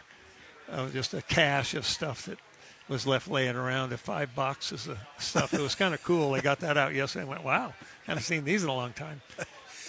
So Jeff, this is good. So Dave asked me to do this, and so then the hall gets in touch with me, and they say, okay, you got 2 minutes. You got 2 minutes. Don't go over 2 minutes on the intro. I go, okay, I can do this. And I'm thinking about what I'm going to say. I know the career and all the good highlights and all this stuff, and I'm thinking about what I'm going to say. And talking to my wife, and I said, I got to pick up the phone and call Dave. This isn't about what I think I should say. So I call him. He is of no help. We talked for at least an hour and 15 minutes. He's just going, and then let me tell you about this story. Yeah. It was a lot of fun. I had about 8 pages of notes for a 2-minute speech. Well, I think one of the unique things about Dave, everyone knows Dave Villwock for his driving. But when I think of Dave Villwock, being a fan of the sport and being blessed to talk to a lot of people involved in it, it's your expertise as an engineer, a boat builder, a prop guy. You know everything from letter A to Z on these. And the driving is exceptional, but that's what makes you unique. You know it all. That's what my wife says. So I think the thing that let's just talk about what you did there, Brad. In front of all those people, in front of guys like Prudhomme, Dixon, Wallace, all of those organizations that are really steeped in our history of all of motorsport, that you did the best job there of the bunch. Really, the Thank you. Presentation that you made, and when I walked out after we'd done our thing, I said a few things, and you did a nice, a really nice presentation leading up to it, which made my job a lot easier. And the guy says, "Man, really good segment." And that was from the producers there. And so good. I went, Right. Well, thank you for that. At least when we got a chance to tee it up in front of everybody, that we made hit it the ball work. down the fairway for once, Well, and Jeff, you can appreciate this. Dave and I talked a little bit about it yesterday. It was really important to me that was one speech I had to nail. It was that important, and I wanted so much to do it right. And I felt good about it when it was done. It was a huge event. I think you and I both said we didn't expect it to be as big as it was. No, I mean, this was large. Yeah. I mean, there must have been 400 people there in that hall. There was a lot of Everybody people black there. tie and gowns. Yeah. And, it was great fun. All prettied up. Yeah. Yeah. And like I said, it was something I thought we did our sport service. As many people like Muncie and Hanauer and other people, and Hanauer was there. Yes. That was handy. So it was a lot of fun to do that and make it such a large event. So I don't know if you were aware of this. We may have mentioned it on the phone. You were the first driver to be inducted into the Motorsports Hall of Fame of America since 2005. And the last driver that was inducted was Danny Foster, who drove in the 40s and 50s. Wow. It had been a while. We've had other people get inducted in the hall, with Fran going in and so forth. But we hadn't had a driver. Yeah. And that's kind of how it got started within H1. This is the big deal. And you mentioned it on that video we just saw, and it really was cool how many people from our sport were there. And Bruce Ratchford had a big hand in that, and it was a very, very special night, not only for you, certainly for you, but for all of us and for our sport. It was a good night. Yeah, it was cool. But now we got today. So here's the big question of the day. You were driving last year. You're not this year. You miss it? No. I think I enjoy running the boats a lot, and I enjoy, like Jeff had talked about, developing new things and try to bring the sport along. Really, over the last 10 years, that's all I've gotten into. I was flying model airplanes and minding my own business up there in Monroe, and then Billy Schumacher needed some help.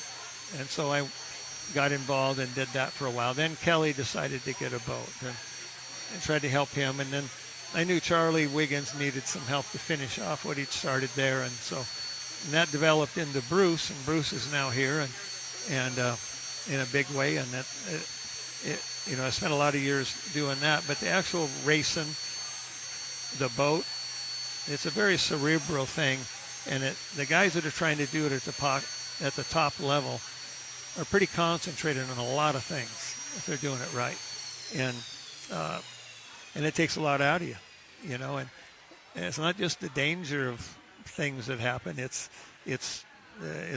much more of a cerebral game than most would think, and I told you, I think, down there in Florida, I says, my couple of years with Hanauer, I was able to tap into one of the guys that had done it very, very well, and how he approached things, right, and what he did in different situations and different courses and all that. And so I got a big advantage by spending those years in my trade school of learning how to run unlimited hydroplanes.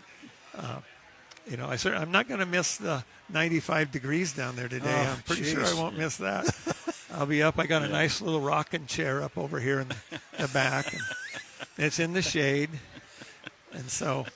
Have you been down and looked at the Miss Apollo? Because the last time we saw that boat, aside from the test session, it kind of put you on your head. Yeah. Well, they made a couple adjustments to it to help it there. We knew when we did that, we went, well, that's why it did that. We knew we'd done something that might give that causative effect, but we never really had long enough time to really run it to find out those things in race conditions. That's the difference. And with horsepower. You have to have the horsepower to get the speed, and then race conditions, and add that up, and then you find out, over time. Like many times, like the boat that the Madison team is running this year. When I first went to work for Budweiser, we had built a new T5, and it was faster than T3. But when it got to the rough weather here and in Detroit, we went, you know what? We're going to stay with that old horse for now because we know it'll crush a couple of waves and it'll get through this, and we're not so sure of that new one. And, so that's just all that part of what happens when you're developing the boat. And luckily they really haven't changed that much to it other than just a couple angles and stuff like that. So I'm excited to see what Charlie Wiggins and his team down there and myself built to see how it runs. See how it runs.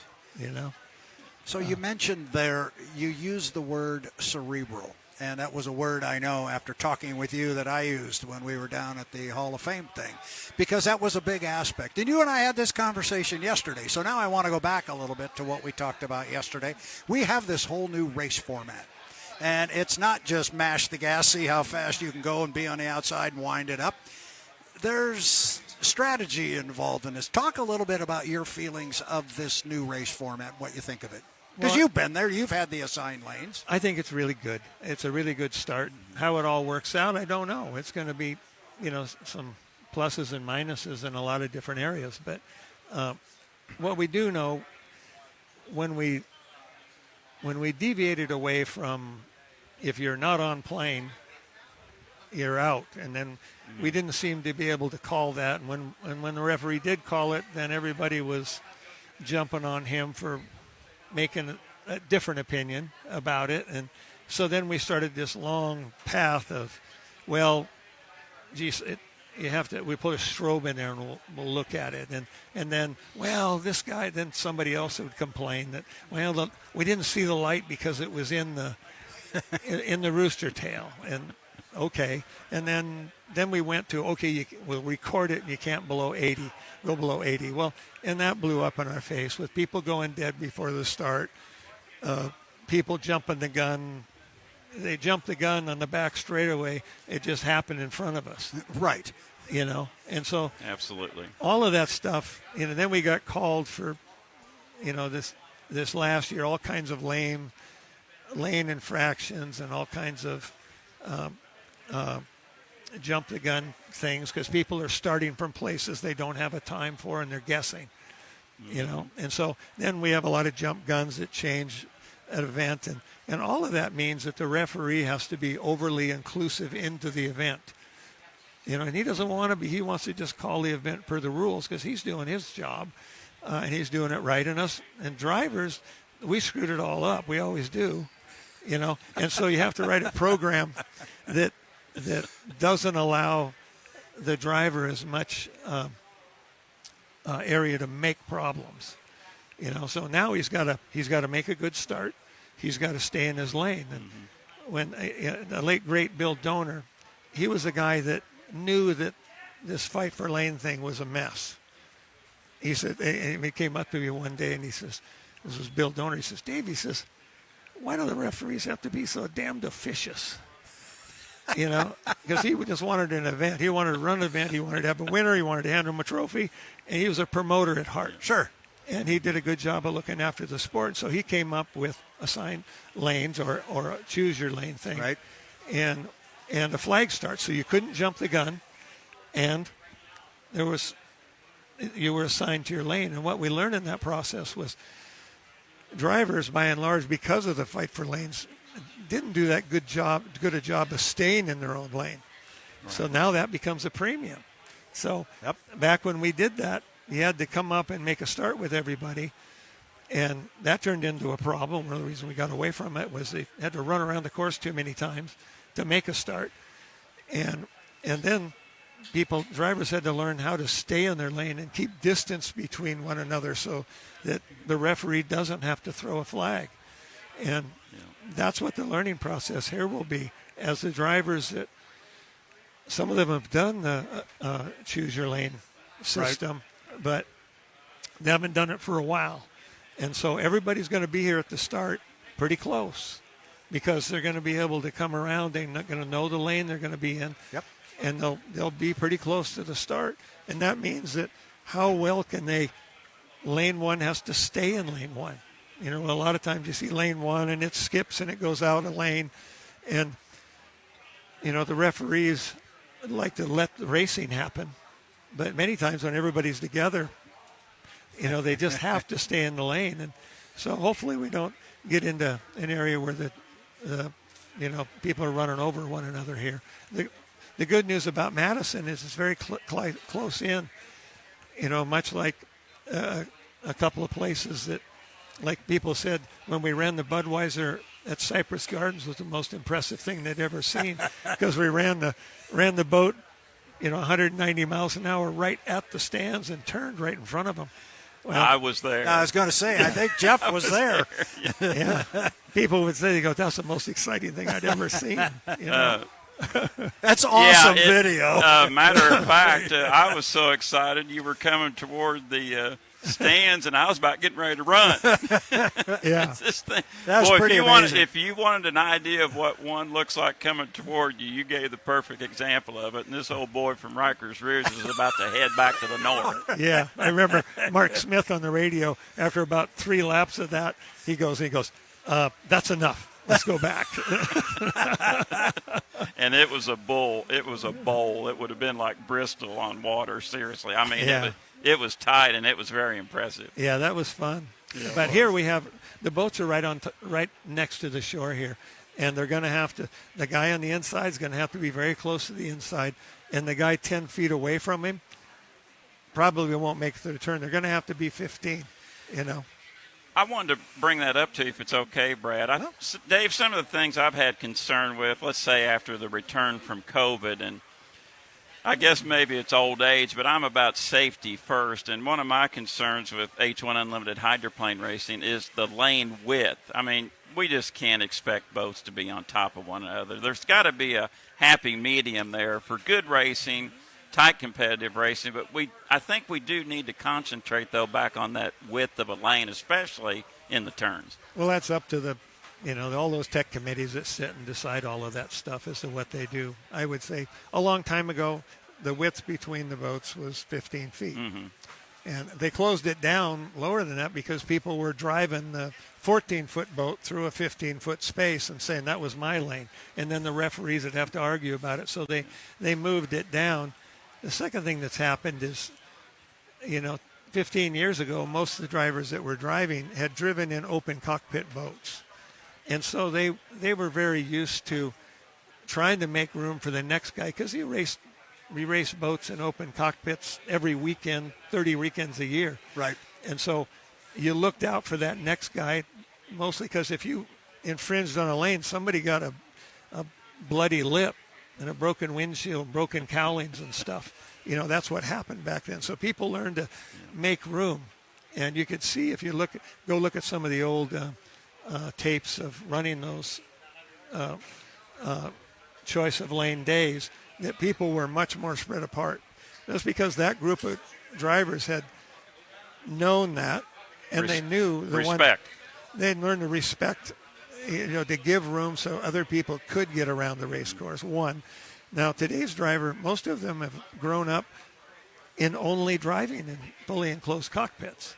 So, and they drive, 2 to 5 feet apart in all their limited races. Yeah. So we brought that into this sport, and it's caused a few problems. We've had boats touching and stuff like that. And so we'll see how all that washes out, how quickly, because the surest way to lose this whole thing is to get a call, and that was true back in the flag starts, which was a choice lane thing. And the surest way to get yourself tossed out was to change lanes. Mm-hmm. So you had to do it in order to make it to the end of the day with enough points to have some sort of control over where you wanted to be. And so we'll see how that plays out here. You're going to have 4 heats here. You're going to have a really tight corner. Mm-hmm. You're going to have not much spacing between boats. And guys are going to make good starts. So we're going to find out who can get around what lane. We're going to find out. Well, and I mentioned to Brad earlier before you came on with us, Dave, I look to see a lot of drivers keying off one another. I mean, it's been like this for 3 decades. It's 12 seconds from the bridge to the start-finish line. Just be there at 12 and go. Depends on what speed. You know. It's time and distance. Speed's got to figure into it somewhere. Like I gave Taylor he's the crew chief of the Apollo boat now. A couple of years ago, I gave Taylor a whole archive of, all the start times back when we ran the Budweiser boat and the Pico boat for a lot of times. I was driving 2 boats all day, and we started qualifying at 8 in the morning. We didn't get done till 5. Right. So I had start times from the back straightaway buoy to the entrance buoy, the apex buoy to the start buoy to the 500-foot buoy, the line where I had that for between, in like 5 different RPM bands, and then in all the race courses, And so I handed him that book. I said, "There's a good start for somebody."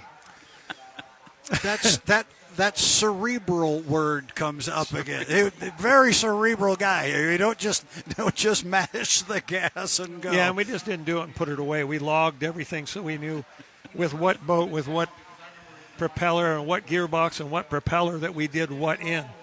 So we could reasonably reproduce that. And everybody here's good enough to do that, and they'll probably do it. See, that's what I like about this guy. I take him on a Darrell Waltrip's words, and it meshes well with me here in southeast Indiana. It's strategery. Yeah, there you go. That's a good word. He is Dave Vilwalk, and we've been getting his insight here recently on the new race format. But we took an opportunity after the test session and during the test session to talk to our current drivers about it. Let's get a peek at what some of our drivers said about the new race format.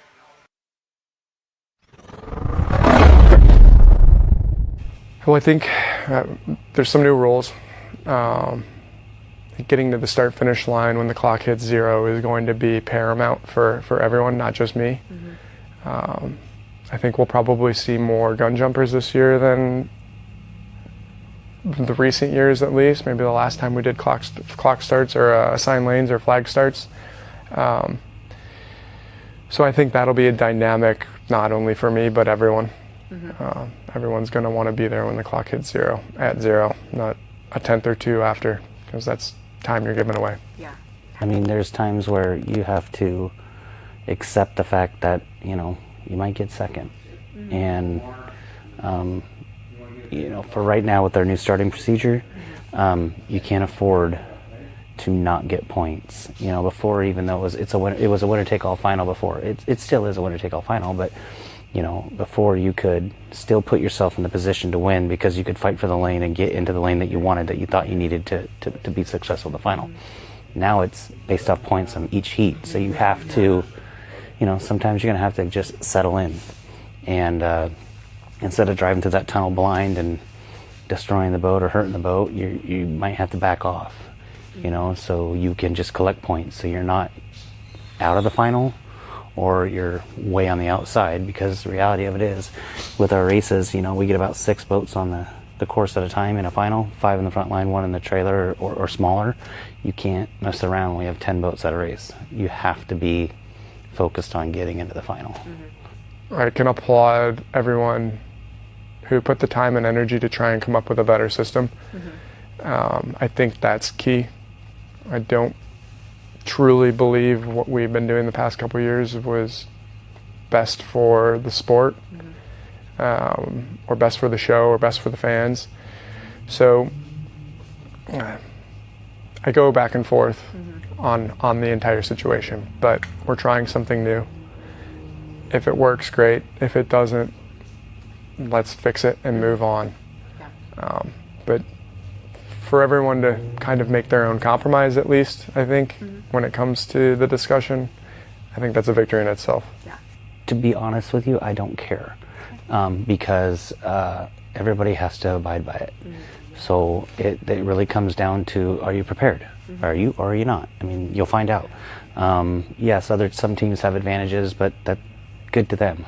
That's because they did their homework. I think we're one of those teams that has advantages, so good for us. But I guess we'll find out. I mean, I'm excited for it. You know, we'll see what happens throughout the season, at the end of the season, where we're at. But you know, I'm up for anything. Yeah. We're just gonna go fast and turn left now, right? Like, you take some of the strategy out of the race itself, and to a certain extent, I think you could still play games, but we'll see. I think I'll know how to answer that question a lot better Saturday afternoon in Madison, maybe Sunday afternoon in Madison, but we'll see. We know we have good equipment and we have a great team, and hopefully I'm the last piece of the puzzle that can kind of put us in a good spot.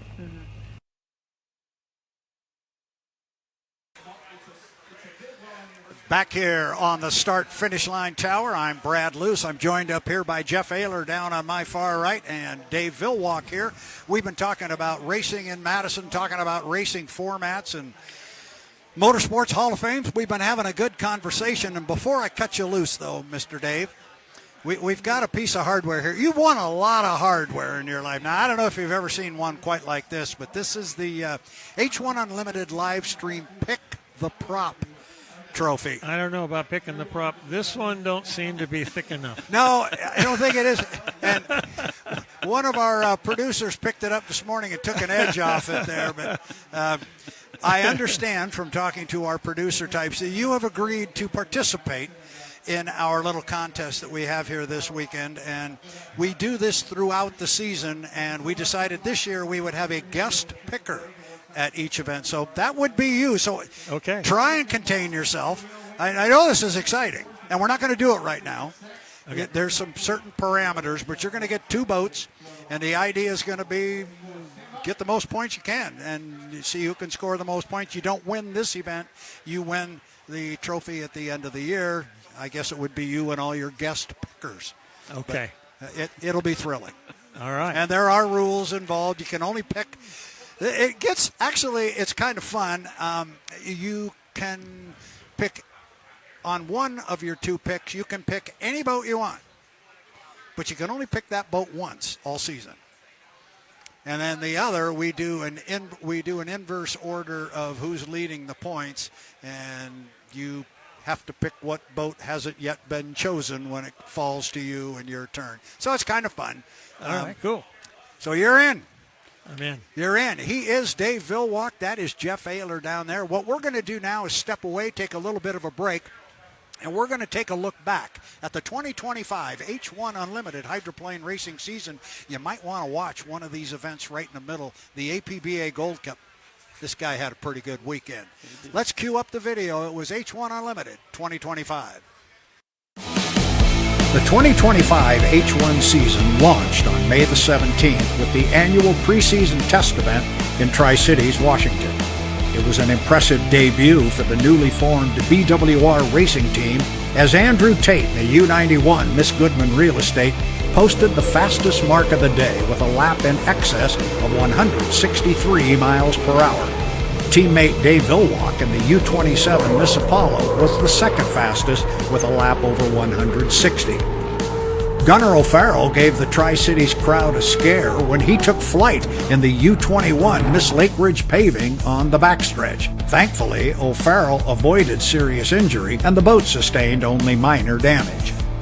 The racing action formally kicked off June the 6th through the 8th at the Southern Cup in Guntersville, Alabama. It would be the H1 debut of rookie driver Brandon Kennedy in the U6 Miss Madison, though mechanical problems would delay his attempt to qualify as a driver until the Madison Regatta. Qualifying saw Andrew Tate threaten the Guntersville course record, posting a lap at over 171 miles per hour. He was just 0.2 of a mile per hour shy of the record set just 2 years prior. Racing got off to a rough start when a crash involving Dave Villwalk in the U27 Miss Apollo caused the first heat to end before completing a single lap. The Miss Apollo hit a wake and flew through 2 rooster tails before cartwheeling to a stop. Villwalk was able to escape without serious injury. but high winds and rough water prevented any racing for the rest of the weekend, and the Southern Cup came to an end without a winner. The next stop on the H1 Tour took the fleet to Madison, Indiana for the 4th of July tradition at the Madison Regatta. Brendan Kennedy was able to complete his qualification laps in front of the hometown crowd in the U6 Miss Madison. His weekend came to an end, however, when Miss Madison's steering cable broke during Heat 2B, sending the boat into a flat spin by the Milton-Madison Bridge. Andrew Tate, Corey Peabody, and J. Michael Kelly captured victories in the preliminary heats. In the final heat, Corey Peabody in the U9 Beacon Plumbing was assessed a 1-minute penalty for cutting in front of Andrew Tate in the U91 Miss Goodman Real Estate during the milling period. When the race started, Andrew Tate held the lead going into turn 1 when Corey Peabody hit some rough water and hooked in front of Jamie Nilsen in the U11 Miss FLAV-R-PAC. Peabody was disqualified, and Andrew Tate captured BWR Racing's first win in Bruce Ratchford's first race as team owner. J. Michael Kelly finished second, Jamie Nilsen third. The western swing of the schedule began at the end of July in Tri-Cities, Washington, with the 115th running of the APBA Gold Cup, the oldest active trophy in motorsports. 2 teams joined the fleet in the Tri-Cities, the U21 Spirit of America with Gunnar O'Farrell making their return after the blowover crash in testing, and the U12 Graham Trucking with new driver Jeff Bernard. Heat racing was as competitive as ever, with deck-to-deck racing and photo finishes throughout the weekend. Corey Peabody in the U9 Beacon Plumbing, Jamie Nilsen in the U11 Miss FLAV-R-PAC, and J. Michael Kelly in the U8 Beacon Electric won Saturday's preliminary heats. Dave Vilwalk in the U27 Miss Apollo, and Corey Peabody won 2 heats apiece on Sunday. Jeff Bernard and the U12 Graham Trucking team saw their weekend come to an end during testing Sunday morning when the boat broke a propeller, causing significant damage to the transom. The biggest surprise of the weekend came in the form of top qualifier and national high points leader Andrew Tate, who failed to win a heat and didn't score enough points to secure a spot on the front row of the final heat. The 2025 APBA Gold Cup final heat was a wild one, which saw 3 boats get to the starting line too early: the U8 Beacon Electric, the U9 Beacon Plumbing, and the U21 Spirit of America. When the Rooster Tails settled, it was Dave Vilwalk in the U27 Miss Apollo capturing his record-tying 11th Gold Cup win and 68th career victory. 1 week later, the boats headed to Seattle, Washington for the Apollo Mechanical Cup at Seafair. The drama began immediately in Heat 1A when Corey Peabody got into Andrew Tate's skid fin rooster tail on lap 1. The boat sustained enough damage to prevent Peabody from finishing the heat, and Andrew Tate went on to collect the 400 points. Jeff Bernard and the U12 Graham Trucking team rebounded from the thrown propeller in the Tri-Cities to grab 2 impressive heat wins on Saturday. J. Michael Kelly filled in for teammate Corey Peabody in the repaired U9 Beacon Plumbing during Heat 2A and drove to a 3rd place finish. On Sunday, Andrew Tate continued his perfect weekend in Heat 3A, and J. Michael Kelly collected a win in Heat 3B. The final action started early as Jeff Bernard in the U12 Graham Trucking and Jamie Nilsen in the U11 Miss FLAV-R-PAC collided while battling for an inside lane. At the start, J. Michael Kelly in the U8 Beacon Electric and Jamie Nilsen both crossed the line too early and were penalized 1 minute. Andrew Tate capped off the perfect weekend in the U91 Miss Goodman Real Estate, winning the final heat and reclaiming the national high points lead in the process.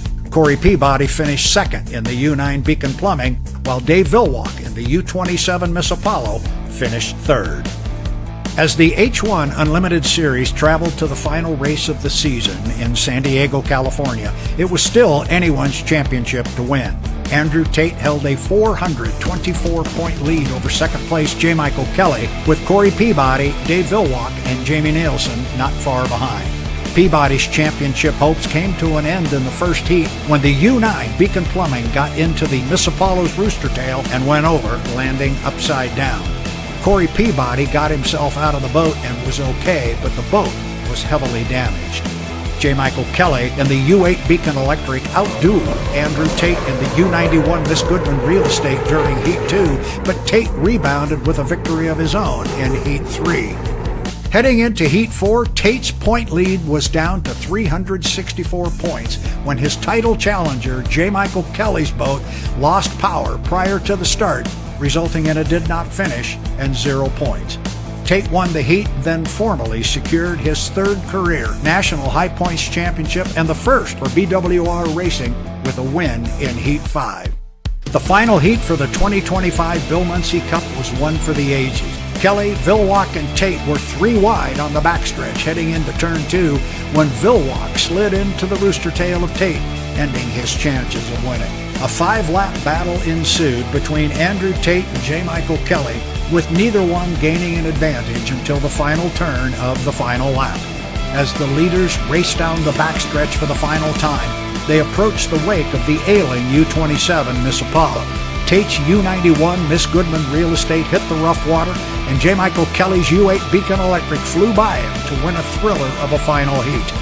J. Michael Kelly's 157.818 mile per hour average was the fastest 5-lap heat average speed in H1 Unlimited history.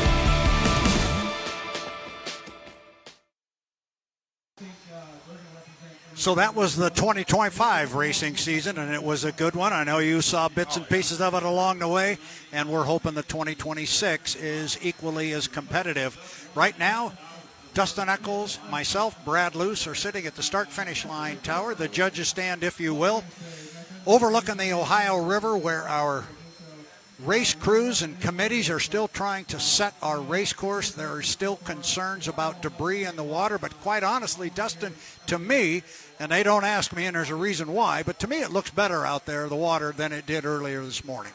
You know, it looks great to me also. I think it's definitely an improvement. I did speak with Dave White with the rescue team a little while ago, and he says it's not as good out here as it looks from the beach. So there's a bunch of volunteers out there doing a lot of cleanup, doing everything they possibly can. The course is almost set, so as soon as they get the course safe, we'll be putting boats on the water. And when we had Chief Referee Jonathan Abbott on with us, he said the target was 1 o'clock. Now, don't hold us to that, but that was the target, and I like the way he put it. He said that is what we think is a realistic target. So let's hope that happens. That's about an hour from now.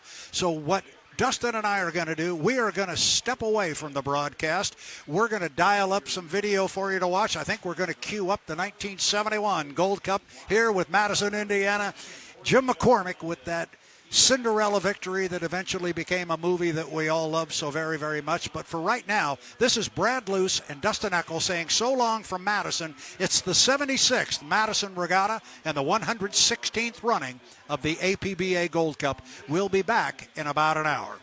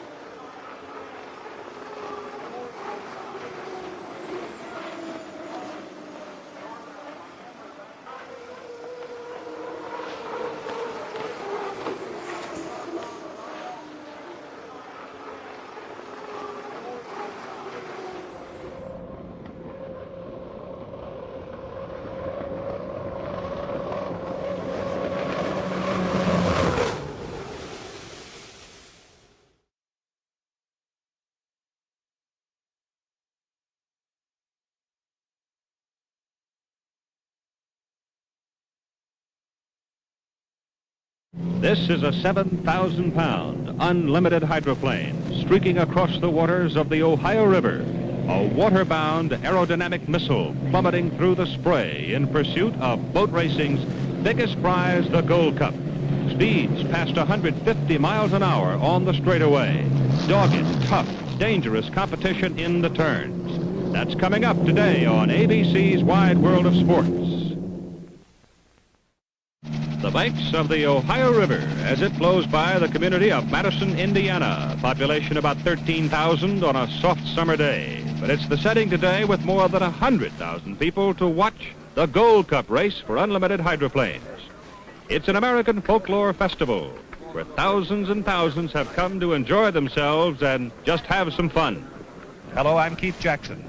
And you're about to see today on ABC's Wide World of Sports what we call the Thunderboats, the unlimited hydroplanes, the powerhouses of boat racing, run for the Gold Cup. This is the Grand Prix for the unlimited hydroplanes.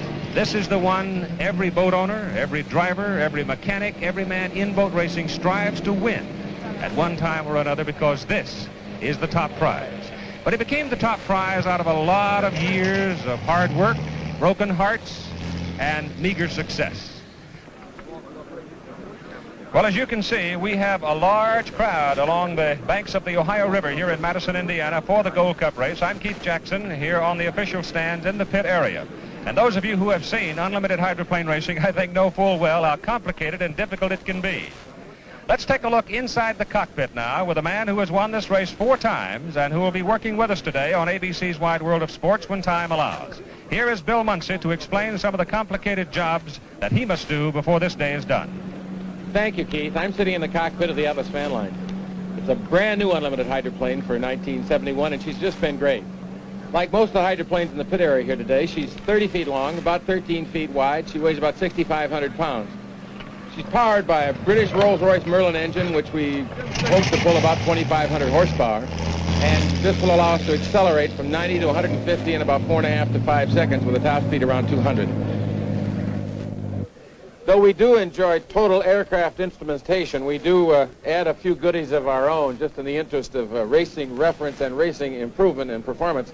One of the most critical, of course, is the water speed indicator, which I found is very accurate. Some other aircraft instruments that are important to us are the revolutions per minute of the engine, which tells me exactly how fast we're turning. We normally, at 150 miles an hour, turn this engine 4,000 revolutions per minute. Another important instrument is the manifold pressure gauge, which tells me how much boost or pressure we're getting into the combustion chamber from our supercharger. And it's important that if I'm going to put a lot of boost and pressure in there, I've got a lot of revolutions per minute to consume all that boost, because if it doesn't, I'm going to have an explosion and fire is going to come everywhere, and I won't win. Another little addition we've had, one of our own little racing goodies, is the nitrous oxide injection.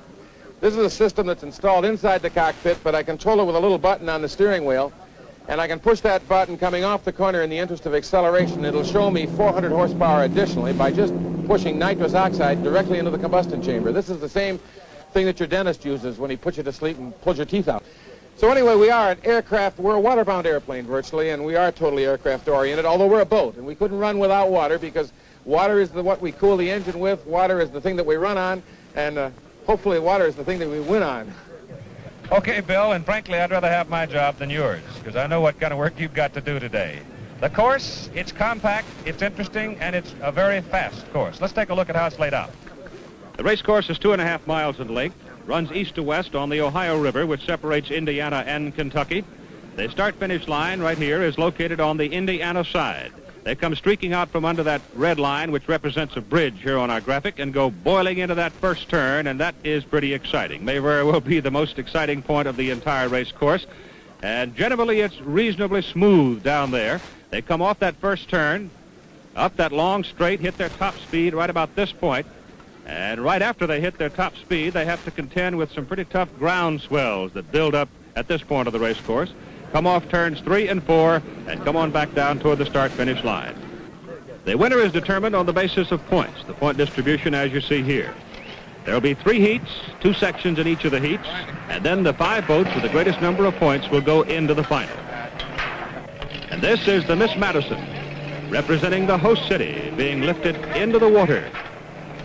Madison, Indiana is a community of about 13,000 people, and it's the first time ever in the history of the Gold Cup race a community this size has been able to hold an event of this size. And believe me, this is the big one in boat racing. So you will see through the afternoon some great enthusiasm for Miss Madison. Dean Chenoweth is the driver of Miss Budweiser. Now, Miss Budweiser is the defending champion.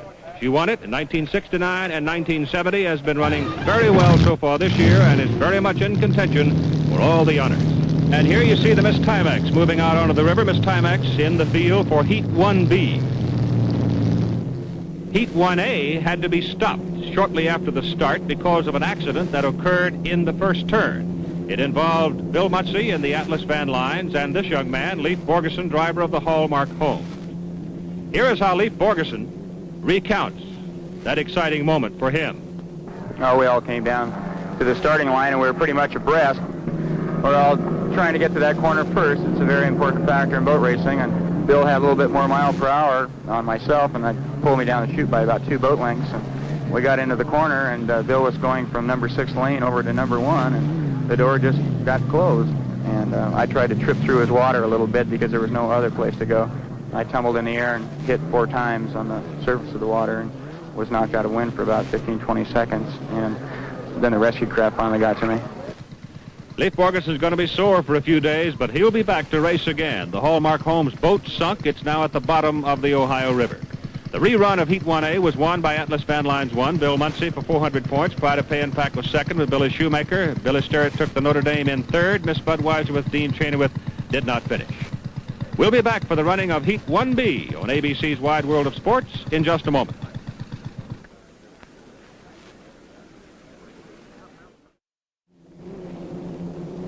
Four boats will make the start in Heat 1B of the Gold Cup race. Smythe Smooth Mover is not starting. And let's set the field for you. Miss Madison with Jim McCormick driving. Atlas Van Lines 2 with Terry Sterrett driving. They're all watching this clock, the starting clock, as it blacks out.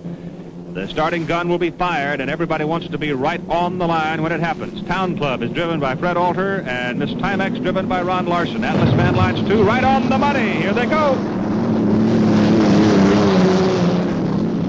Up here with us after winning the rerun of Heat 1A, Bill Munsey. Let's watch your teammate, Terry Sterrett, hit the first turn. And what a start he had, Keith. He comes smoking down that front chute at about 150 miles an hour, and he'll probably try and get into the corner at about 135, but he's going to have to take that heavier boat a little wide, and there's a good possibility that the, well, I don't want to call him devious, he's just darn good, but Jim McCormick, as you could see, could duck underneath him and take a good run on him and establish a right-of-way in that one lane so the traffic could get fast and thick coming down. Now let's watch the Miss Madison. Bill, I think you've commented, a number of people have commented that between 90 and 120, this one can really go. And here comes the Madison running on the right side of the screen. And this is strong forte. As he moves into one lane, he's got the right of way, he's got the field on the hip. And Freddie Alter sitting back in the Town Club has his boat running beautifully too. But as you mentioned earlier, Keith, here's some rough water, and there on the right we have the Town Club bouncing through it and into that corner in very heavy traffic. One of the characteristics of the driving of Jim McCormick as he tries to run as tight to the buoys as he can and run the tighter course. Miss Timex has now dropped well off the pace,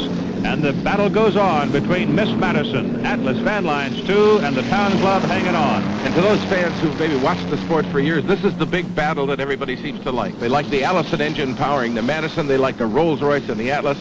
Here's the big contention, the big fight that we've been talking ever since the Second World War. And Fred Alter trying to duck inside with the Town Club has the door shut on him by Jim McCormick as they go through the turn. Now you see the sliding action. The 3-point suspension hydroplane doesn't really draw much water on the straightaway when it's up and planing at full speed.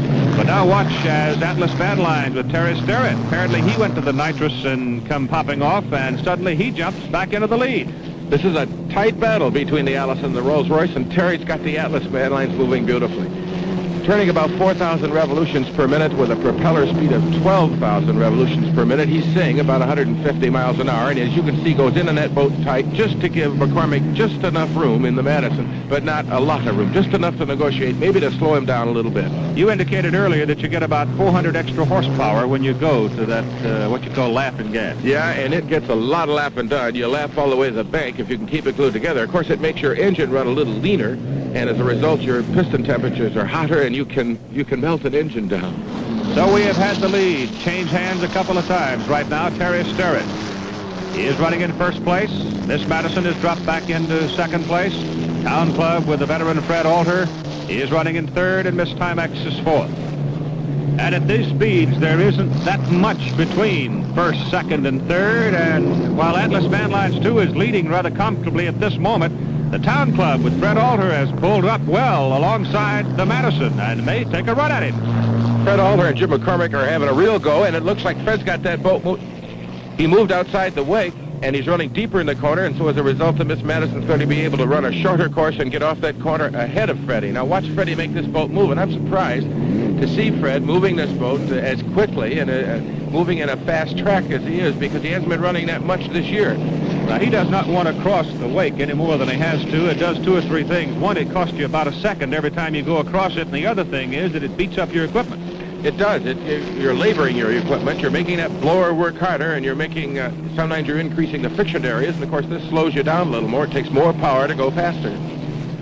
The Atlas Van Lines well out in front, inside, battling for second place is the Madison. Running tight with him is Fred Alter in the Town Club. Let's see if Fred can hold it on the buoys this time. He's holding it much better here at this turn than he did in the last. It seems that the Madison lugs down a little bit as it gets into cavitation in the turn, and Fred Alter, with that black smoke coming out, means that he has given it a shot. Let's see what he can do on the straight. He's going to that nitrous oxide, and here Fred's challenging him. He seems to be able to do this at will. Every time he gets into trouble in the straightaway or in the corner, he can move that boat back up through the pack and become a... And there he goes by. He's moving to second place now. And that gets a wail from the beach as the crowd of better than 100,000 watch the Miss Madison drop back into third place. But let's see now if Fred Alter can shut the door on Jim McCormick. Fred is still not that tight on the buoy. McCormick runs. He just likes to rub him, and you see Fred Alter going way wide. But it seems to me that Fred did hit some rollers just prior to setting up for going into the corner and isn't able to maintain as tight a radius as Jim McCormick is in the Miss Madison.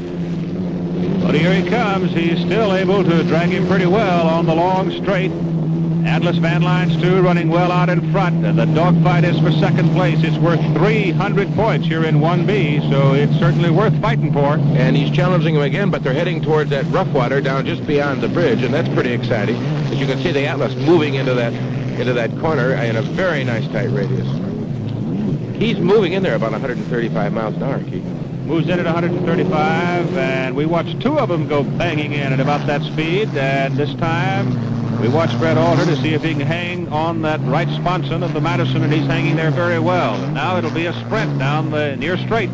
Fred seems to at will be able to accelerate and move down the straightaway and move ahead of the Atlas and the Madison. He'll take a run at him just like he did before. It's a 60-mile race, and you don't like to put this much pressure on your equipment in the first heat.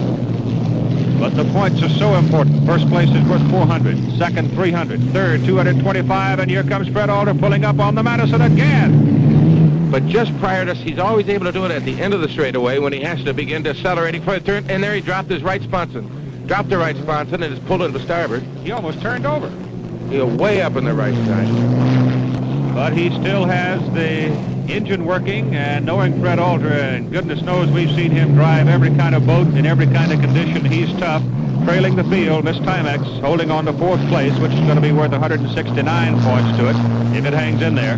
See, that's Fred's a tough guy. He's been in this sport for years and years, had great experience, and I hope he can keep that boat moving.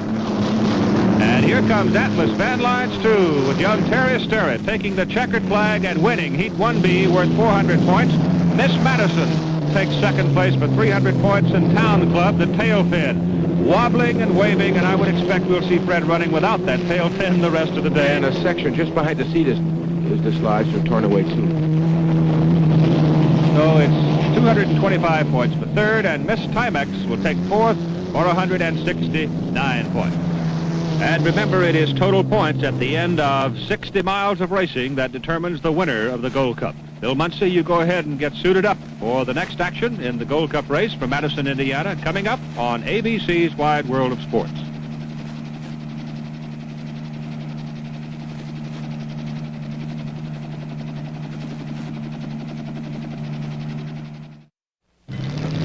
There you see the pride of FLAV-R-PAC, driven by Billy Shoemaker, coasting into the pier after winning Heat 2A. Now total 700 points. Atlas Van Lines was second in Heat 2A for 700 points. This is the Miss Budweiser with a stacked fire. Dean Chenoweth trying to ease it away from the pier and out onto the river for Heat 2B. And this one ought to be a hot one because the Madison, Budweiser, Atlas Van Lines, and Notre Dame are all in it. Let's get a word from Bill Muncy down on the dock just before he goes out for Heat 2B. Heat, this is the situation at this point. I got to go out and try and it'd be nice if I can win the heat, but we're in awfully good shape. I don't want to blow anything. I want to make sure I run at least second because it's an all-day race. I got 2 more heats to go, so I'll go out and go for the first if I can get it easily without bringing anything. If I have to pull a second, I'll be delighted to do that. All right, Bill, thank you. That gentleman there with Bill Muncy is Lee Shaneth, who owns the boat. Bill is driving. And while we are waiting for the field for Heat 2B to get out onto the river, let's go back and look at the rerun of Heat 1A. There in the center of the picture, you have the Atlas, driven by Bill Muncy, the Budweiser running right along with him. And as they come to that first turn, they get to the posture off the start that has produced some contentious conversation having to do with the accident that stopped the original start of 1A. Now let's freeze our picture to give you some idea of what we're talking about. Here on the left side of the picture is Bill Muncy in the Atlas, on the right side the Budweiser, and even though they are both bouncing and hurtling along at 140 miles an hour, you can see as Muncy starts his turn here in the rerun of 1A, he still leaves room enough for the Budweiser to get by. In other words, an open lane of water. That's what the rule book says you got to do. Muncy went on to take 400 points in the heat. And the FLAV-R-PAC took 300 points, coming in second place, driven by Billy Shoemaker, and is very much in it, as we told you a moment ago. And the Notre Dame, with Billy Sterrett, took third place for 225 points, Shirley McDonald's boat. And the Miss Budweiser was towed back to the pits, did not finish, and did not get any points. So the defending champion is not having a good day. All right, now that we have looked back, let's look ahead to Heat 2B. And as the clock spins around to blackout and the field for 2B comes hurtling toward the starting line, it's Miss Madison with Jim McCormick, Miss Budweiser, Dean Chenoweth, Atlas Van Lines 1 with Bill Muncy, and Notre Dame with Bill Sterrett. The gun, and here they go. That's Budweiser inside, Notre Dame in lane 2, Bill Muncy in lane 3. On the run for the first turn. And it's Miss Madison well outside and not in the picture right now. On the right side is Budweiser. In the middle is Notre Dame. And on the left side of the picture is the Atlas. And they're coming up on the first turn. Look out! The Notre Dame, caught in the middle, goes bouncing through Bill Muncy's rooster tail and slows down. The Budweiser has slowed down in the first turn. The Atlas on through successfully. The Madison comes around and makes it through all right.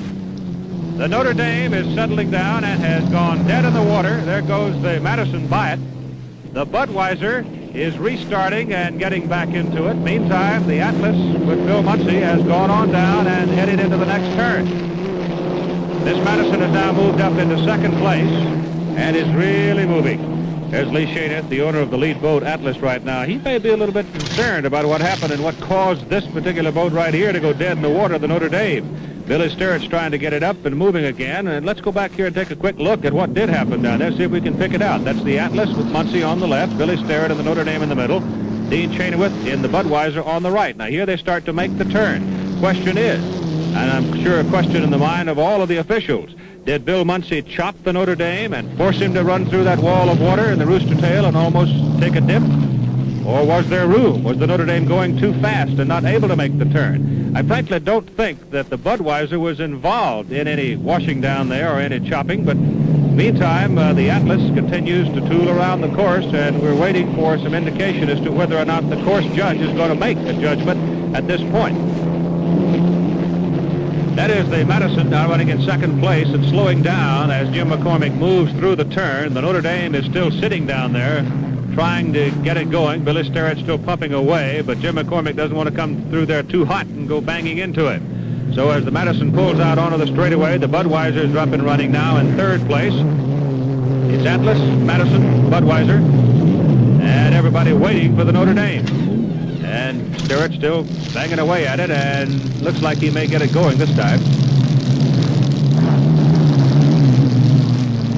And and he brings it up into the planing position, so the Notre Dame is running again and in fourth spot. Well, here we are, waiting for the judgment. You have the man sitting in a little boat down there in that first turn called the course judge, who reports to the referee, Bill Newton. And so far, we have not had the word on any kind of a decision involving this man, Bill Muncy, driving the Atlas Van Lines #1 and leading at this point in Heat 2B. Miss Madison is running in second place, but the telephone lines are busy, and here comes the word. The word is that Bill Muncy is going to be penalized 1 lap for chopping the Notre Dame. So that puts this boat, Miss Madison, in first place. And when the word gets around the beach that Madison is now leading in Heat 2B, that crowd will wake up. More than 100,000 people have gathered in this little community of some 13,000, and they love everything about their boat. So Bill Muncy in the Atlas Van Lines 1 is now actually running in third place because of the 1 lap penalty. And again, Rule 35 of the rule book states very clearly that you must give 3 boat lengths of open water or freedom to the trailing boat before you initiate a turn. And in the judgment of the course judge, it was not done.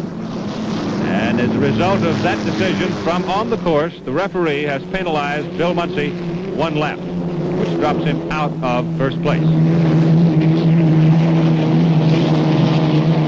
So Miss Madison, if Jim McCormick keeps it where it is, will pick up 400 big points.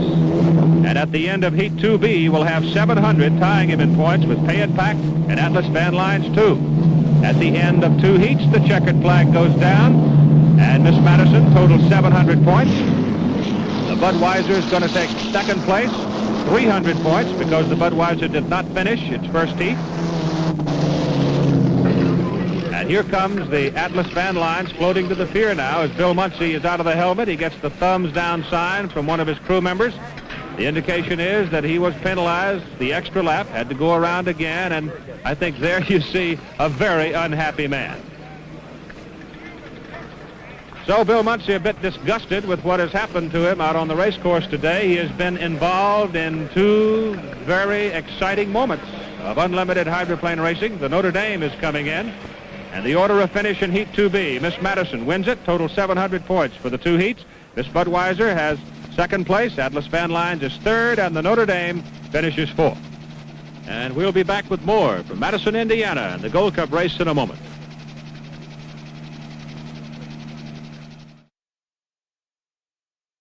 Let's spend some time right now with Guy Lombardo, a man who won this event 25 years.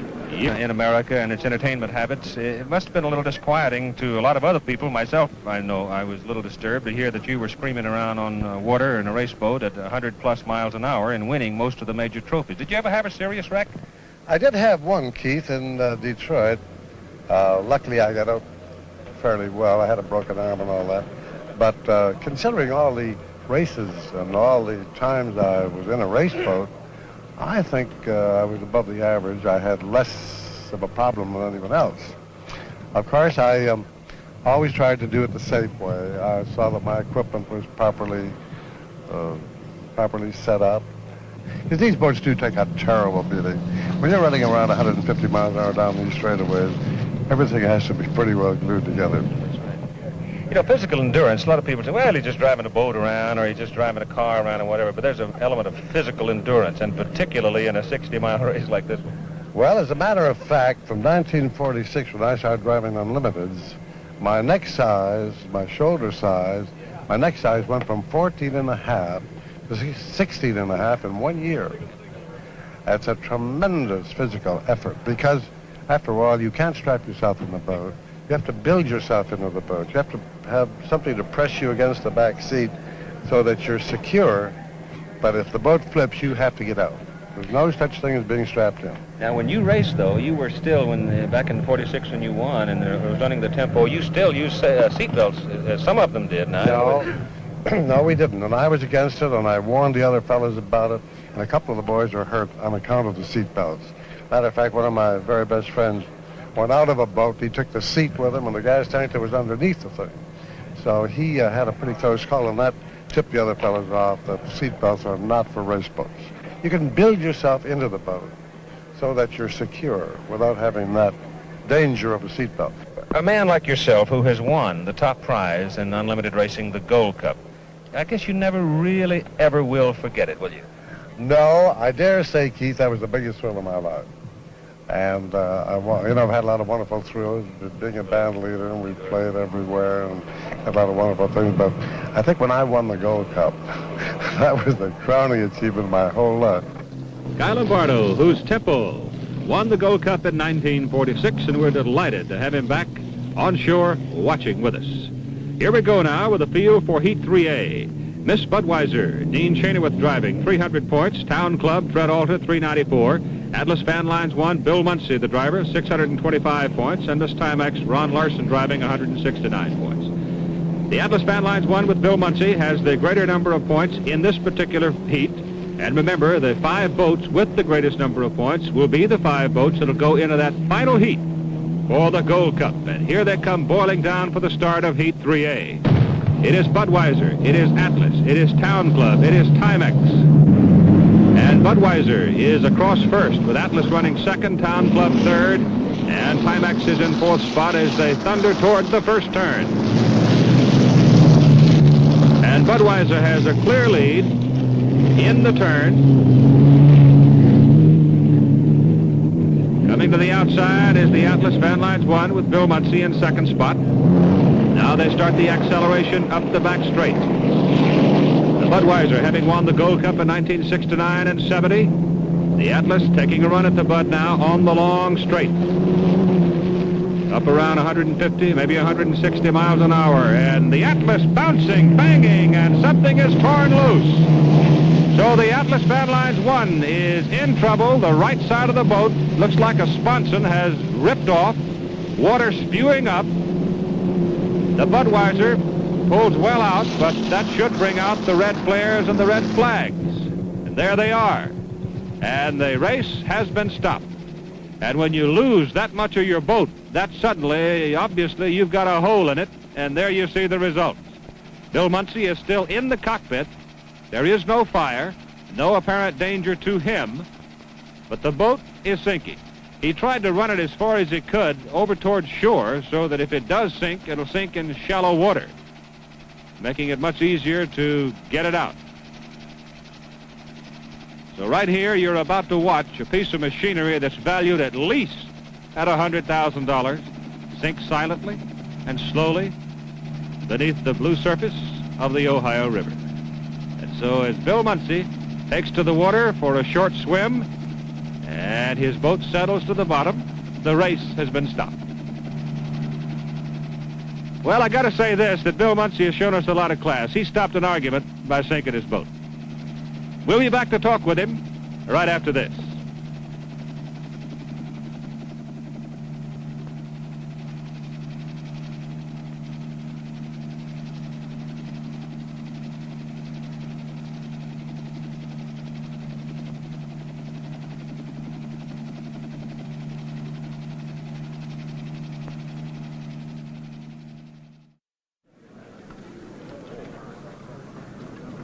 Well, as you can see, Bill Muncie is a bit wet, shaken up perhaps, but he appears to be all right. And as he makes his way back toward his trailer and looks for a towel, let's see if we can find out what happened. Bill?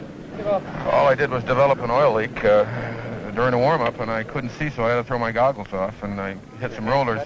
No, I'm fine. I didn't get a mark, really. Your chest all right? Yeah, I just Legs? out of breath. It just knocked the wind out of me. I'm just great shape. You broke my toy. I know it. I lost our Gold Cup. That's where I hurt. Well, you're okay. We can fix the boat. Well, some toy. You heard owner Lee Shaneth say, "You broke my toy." Well, it sits on the bottom of the river right now. There's Bill Muncie's wife, Fran, coming to the pier to greet him, but he's all right, and we'll hear more from him a little later. Obviously, this has stopped things in Madison, Indiana, and the Gold Cup race for a little while. So while we're waiting for the action to resume here, we're going to reflect to an event seen earlier on ABC's Wide World of Sports, Bill Fleming and the International Motocross Motorcycle Race from Baymare, California.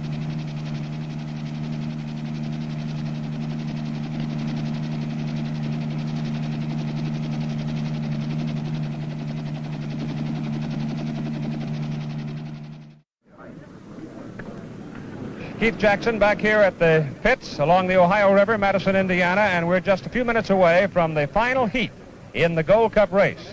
With me, Bill Muncy, whom we have seen in action earlier today. You look drier.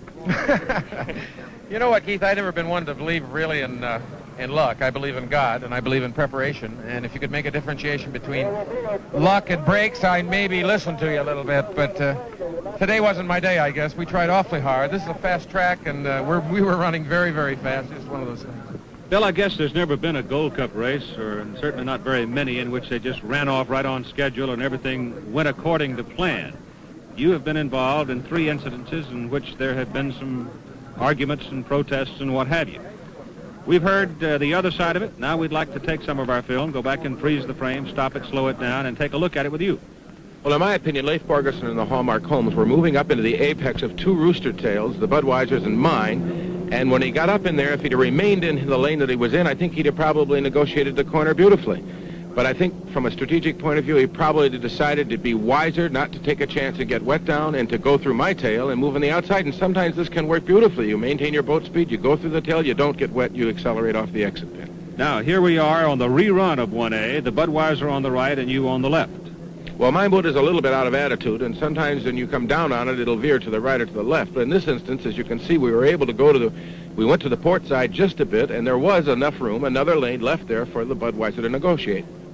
Heat 2B involving the Notre Dame and again the Budweiser. You're on the left, Notre Dame in the middle, and the Bud on the right. This is the only incidence in which there was a penalty call.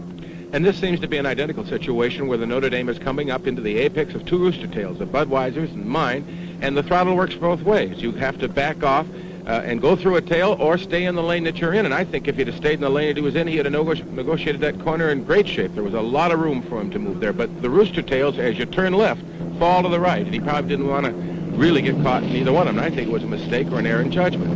Now in 3B, the pay-and-pack was penalized a lap, also involving the Notre Dame.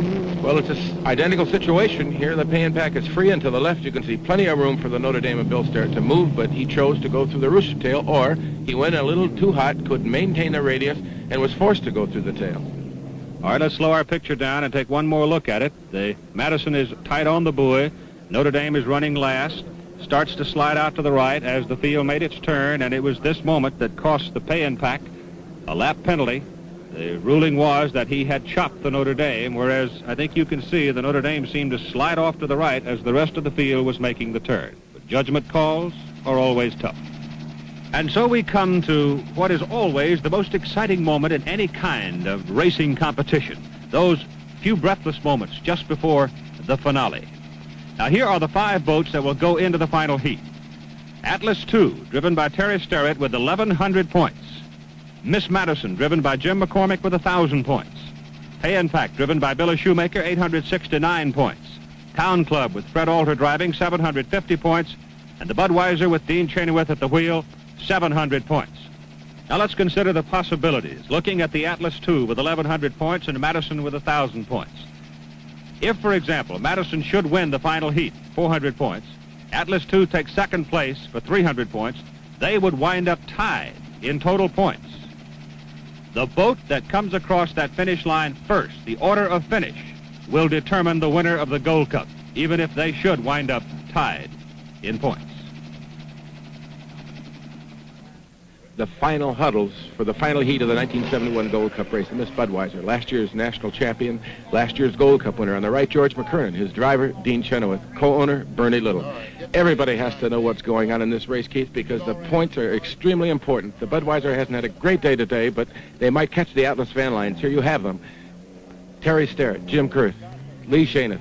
Everybody is talking about the strategy, because as you drive the boat, you've got to add the points. And here you have Jim McCormick, who, along with Harry Volpe and Tony Steinhauer and Bobby Humphrey, you represent the city of Madison, who've done an amazing thing. Really, they went out and bid for the Gold Cup. They've staged it magnificently, and now they're on the threshold of possibly winning it. It's got to be a magnificent thing for them. It seems to be pretty good. I believe the wind the way it is right now will be much better than it was yesterday because it's dissipating the wake of the other boats with the chop, which is a lot better than having a flat water like we did yesterday when the wake of the other boat just lays there.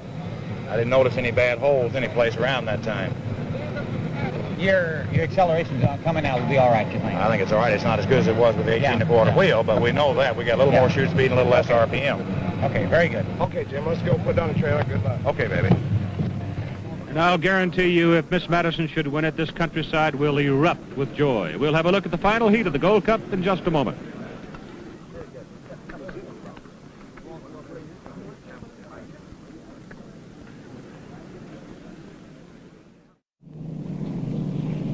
The final heat of the Grand Prix in boat racing, the Gold Cup for unlimited hydroplanes. Atlas II, Miss Madison, APBA, Town Club, Budweiser, the starting clock. As it blacks out completely, here they come. It is a good start. And Atlas Van Lines brakes on top heading into that first corner, Keith. It looks to me like the field as it moves down into that first corner is really moving. Well, this is the one where you let it all hang out. You turn out everything you've got and you hope for the best because the points aren't that well distributed. You've got two strong boats with Atlas and the Madison with over 1,000 points, but here you've got the two strongest boats with the most points battling for first place, and Atlas comes off the corner first. Atlas II with young 23-year-old Terry Sterrett in his second year of driving the big boats. Leads coming off the first turn. Madison is second, and you know who they're rooting for. Madison on the inside, moving up in a hurry on the back straightaway. Jim McCormick pushing it, coming off the turn. He has the lead. So Jim McCormick in the lighter and perhaps more maneuverable Miss Madison grabs the lead. Terry Sterrett and Atlas II is on the outside. And Bill, I think it should be noted here that the Atlas II is a heavier boat. About 1,000 pounds heavier, I think, Keith. And Jim McCormick handled that beautifully, accelerating from 90 to 120 miles an hour, faster than anybody in racing today. And even though Terry came down the back chute, really smoking into that cut corner, he isn't able to stay with Jim McCormick coming off the corner and move down the front chute as Jim moves the Miss Madison at this point. And as the Madison runs along in front of the Atlas, you can cut the anticipation of this big crowd. I won't say that everybody on shore is rooting for Miss Madison, but I'll guarantee you the bulk of them are. Jim McCormick running straight at you, 37-year-old. He's been around boat racing a long time. He's from Owensboro, Kentucky. He has never won a major unlimited hydroplane race. And setting the field, Miss Madison has a substantial lead, running in second place. Atlas Van Lines with Terry Sterrett. In third place, Miss Budweiser with Dean Chenoweth. In fourth place, APBA Billy Shoemaker. In fifth place, Town Club Fred Alter. The Ohio River, very flat, very little current because a series of hydroelectric dams have been built, slowing down the current, and the running conditions right now are very good. And the running condition of Miss Madison, the lead boat, is very good as Jim McCormick has the field on his hip. He's running a little better than 102 miles an hour, so he is not in a position of coasting around, waiting for somebody to break down. He has just simply taken the field by the horns, and he's given them a good shaking right now. Nobody wants to deny the fact that the Miss Madison has been one of the most consistent performers all year long. They haven't been able to put a win together, but they've had people like the Atlas Van Lines here with Terry Sterrett just chasing them all over the United States, and McCormick with his consistencies plus determination after 10 years. I think it's going to be awfully tough to beat for the balance of this heat. In the meantime, Terry, he's a young guy. This is just the second event that he's driven this boat in, and I just think he's handled it beautifully all day long. Certainly has. And also noting the point totals, the point leaders are Atlas II with 1,100 going into this final heat. Madison had 1,000. The other three boats in it in the 5-boat field over the 2.5-mile course can only hope that something happens to the two leaders, APBA, Town Club, and Budweiser. But right now, Madison continues to skim along. Very little cavitation in the turns as McCormick continues. And I said a moment ago, Bill, he has the field on his hip. Perhaps you could clarify that a little bit. Well, of course, the boat is 30 foot long, and he's got a rooster tail back there about 150 feet. And as you can see, the water coming up off the Atlas Van Lines here with Terry, it's not a weapon, but it goes back a long way, and you can keep the balance of the field. You always to port, you know, or starboard. As Dean Chenoweth driving Miss Budweiser. Budweiser won it 1969, 1970. It looks grim for a chance to repeat. Here's one of the coming young drivers, Billy Shoemaker, in the APBA. The boat has run quite well here today, but he is running fourth right now. And in fifth spot is Fred Alter, and his boat, the Town Club, has been altered, as you can see. No tail on it, but Fred Alter drive a barrel if you put an engine on it, and be tough. And Keith, here's where reliability becomes a factor. Everybody has established a position on the race course. We've got a lot of racing yet to go, and yet can we stay glued together? Can we keep these machines moving at 4,000 revolutions per minute? Tremendous cockpit temperature, probably around 150 to 160 degrees. Every driver here will probably lose 5 to 8 pounds this afternoon. So try and live in a lane that is strategically sound enough that you can live with it, but maybe we'll break somebody else and move you up one slot. Now, in the position that Jim McCormick enjoys right now, well out in front, it is a position every man would like to have, because at this moment, he has no pressure other than keeping his equipment alive. And of course, the Allison is a critical engine, and the Rolls is a strong engine. The Rolls has a reputation for maybe a little more power at certain revolutions per minute. But on the other hand, they've had dependability here that is absolutely phenomenal. Now, if he can keep it alive and bring it down to get the checkered flag, this countryside will burst with enthusiasm, because this is a community-owned boat, as we have pointed out. It is a boat that does not won a race since it won the Dixie Cup in 1965 with Buddy Byers driving. It won another smaller race in Seattle in 1961. 37-year-old Jim McCormick has never won a major unlimited hydroplane race. It is not a nickel and dime operation, but it is an operation that is supported by the men who live, work, and love Madison, Indiana. And they love this boat. The checkered flag is out. The crowd is on its feet. And here's the finish of the Gold Cup race, and Miss Madison has won it.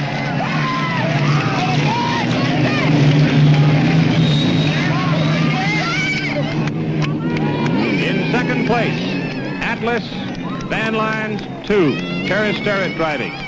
In third place, in the final heat, the Budweiser. Dean Chainowit driving it. And in fourth, Billy Shoemaker. And the Pride of APBA, owned by Dave Herensberger. And Fred Alter in the Town Club finishes in fifth.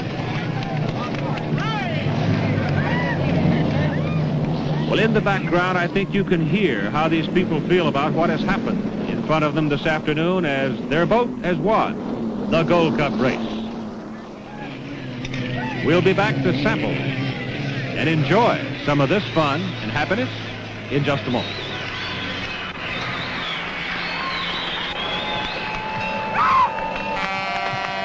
Well, they say a picture is worth 1,000 words. There's one right there. Jim McCormick's wife, Bonnie, the crew, the crowd, the town, they couldn't be happier. Miss Madison wins the Gold Cup at home. Tony Steinhardt, the manager of the Miss Madison crew, first on the boat.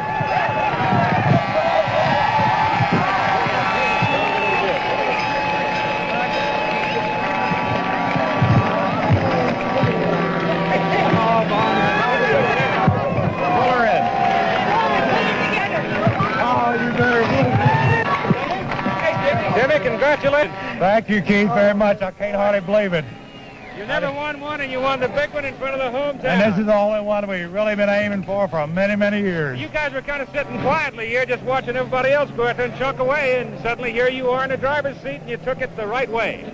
Well, they put it in there. They went over the engine the last heat, and they said, it's ready to go. Let's let it all hang out. We'll either win it or blow. Oh, Keith, you can't believe how happy we are, really. I bet you are. I bet you are. Bless your heart.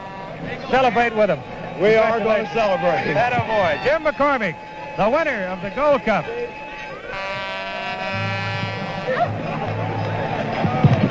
Oh, me, how about that?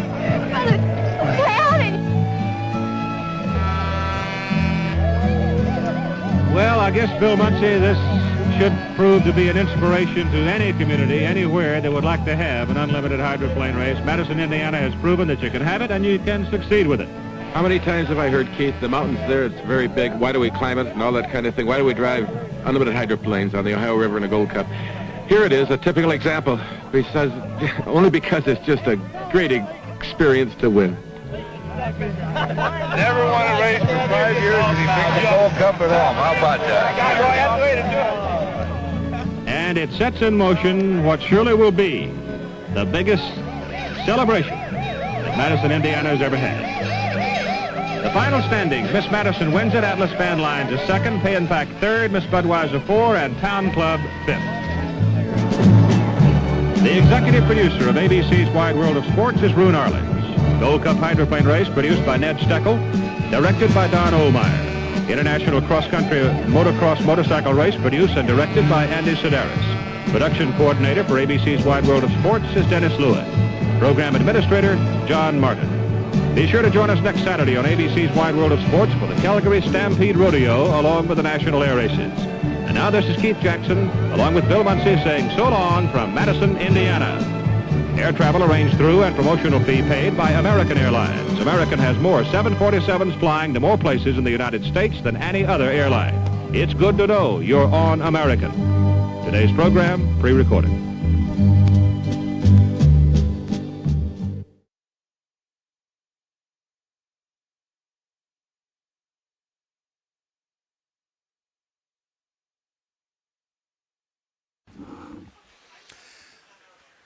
Welcome back to the start-finish line on the Judges Tower here in Madison, Indiana. This is Brad Luce along with Dustin Eccles.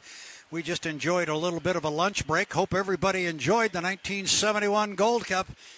I always have to watch the final scene when they put Jim McCormick on the flatbed truck and just take him through the crowd and everybody's high-fiving. And it's great stuff.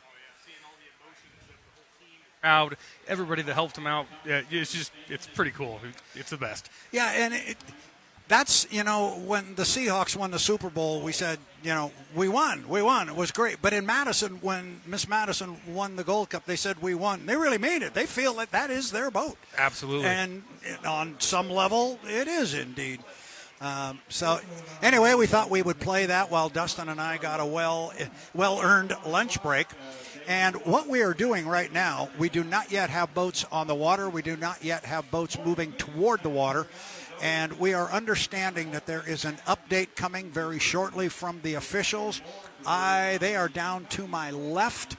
I am going to spend a little time with them and go down and see if we can get an official update. So what this really means is it's the 76th Madison Regatta, the 116th running of the APBA Gold Cup. Dustin and I are ready to go. Danny Rogers is ready to go. We're going to step away right now. We'll come back with an update. We're going to see if we can get the officials on the page with us and be ready to go. Sounds good. Sounds good. So we will be back. Don't go away. We'll be back as soon as we have something tangible that we can pass along.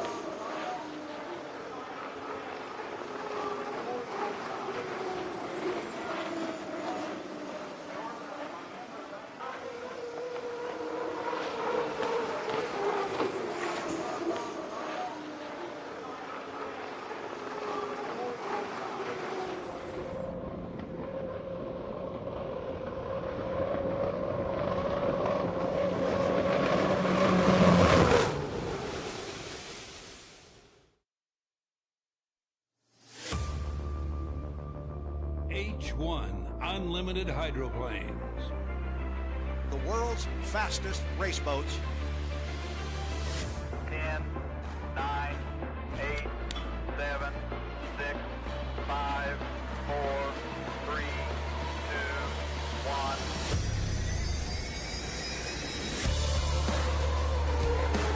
Wow, really flying the boat.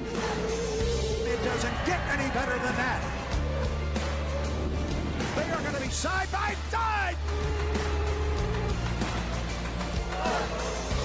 This is for the checkered flag.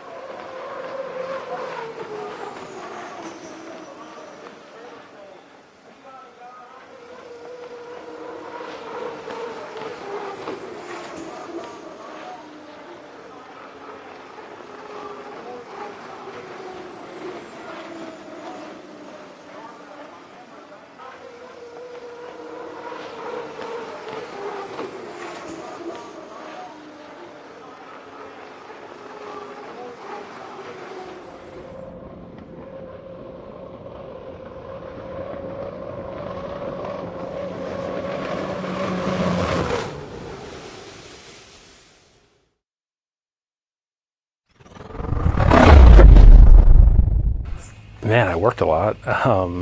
But I worked on building a Formula One race team also, so that was super cool. I got to do it with a bunch of my buddies.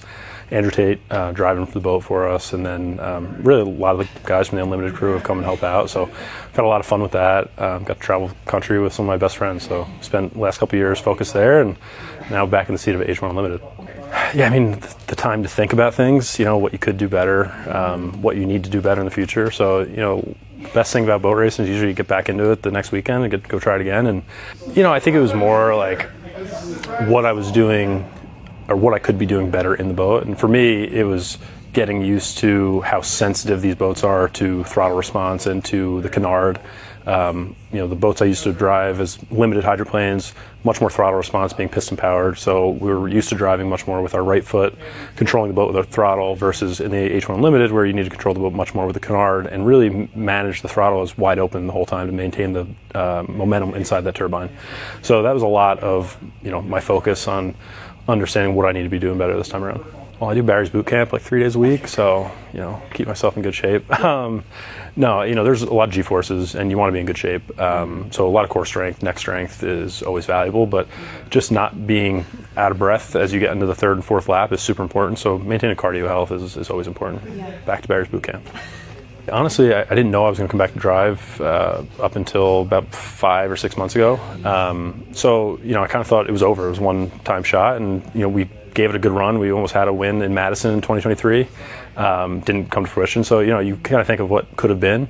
So now the opportunity to come back, and it's, I don't think you think about the win too much. You just think about doing the best you can every time you get in the boat and being better than you were the heat before. So, it had to be the right team, right setting. I wanted to race with good people and have fun doing it. So that was probably the biggest criteria for me, that it was going to be the right setting for myself to succeed in and have a good time with.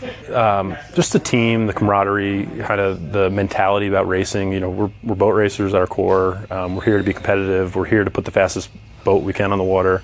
We're here to try to win, but we're also doing it in our own way, and we're having fun while we're doing it. So I think that was super important to me, to have the right mix of competitiveness, but also the ability to have some fun. My owners, Kelly, Sharon Stockland, they're amazing people. They've been really just about being comfortable in the boat and making sure that I feel safe and I feel comfortable and can do the best I can in the boat. So there hasn't been a whole lot of talk. I'm sure we get a couple races in the season, we'll start to get some more feedback and hopefully some constructive criticism. It's always good, but not too much at this point. Back on the start-finish line tower, Brad Luce along with Dylan Runne, who joins us in the booth. Dustin Eccles down here, and we found you slumming here behind the banner. Thought we'd grab you and have a conversation. How are you? Yeah, appreciate it. Good to be here. I'm doing well. Welcome back. Staying cool out here in Madison. You are? Absolutely. Fill us in on how you do that, will you? Oh, gosh. So you came back. We just watched the video there, and you were kind of explaining why you came back and how you came back after a couple of years off, and it had to be the right team.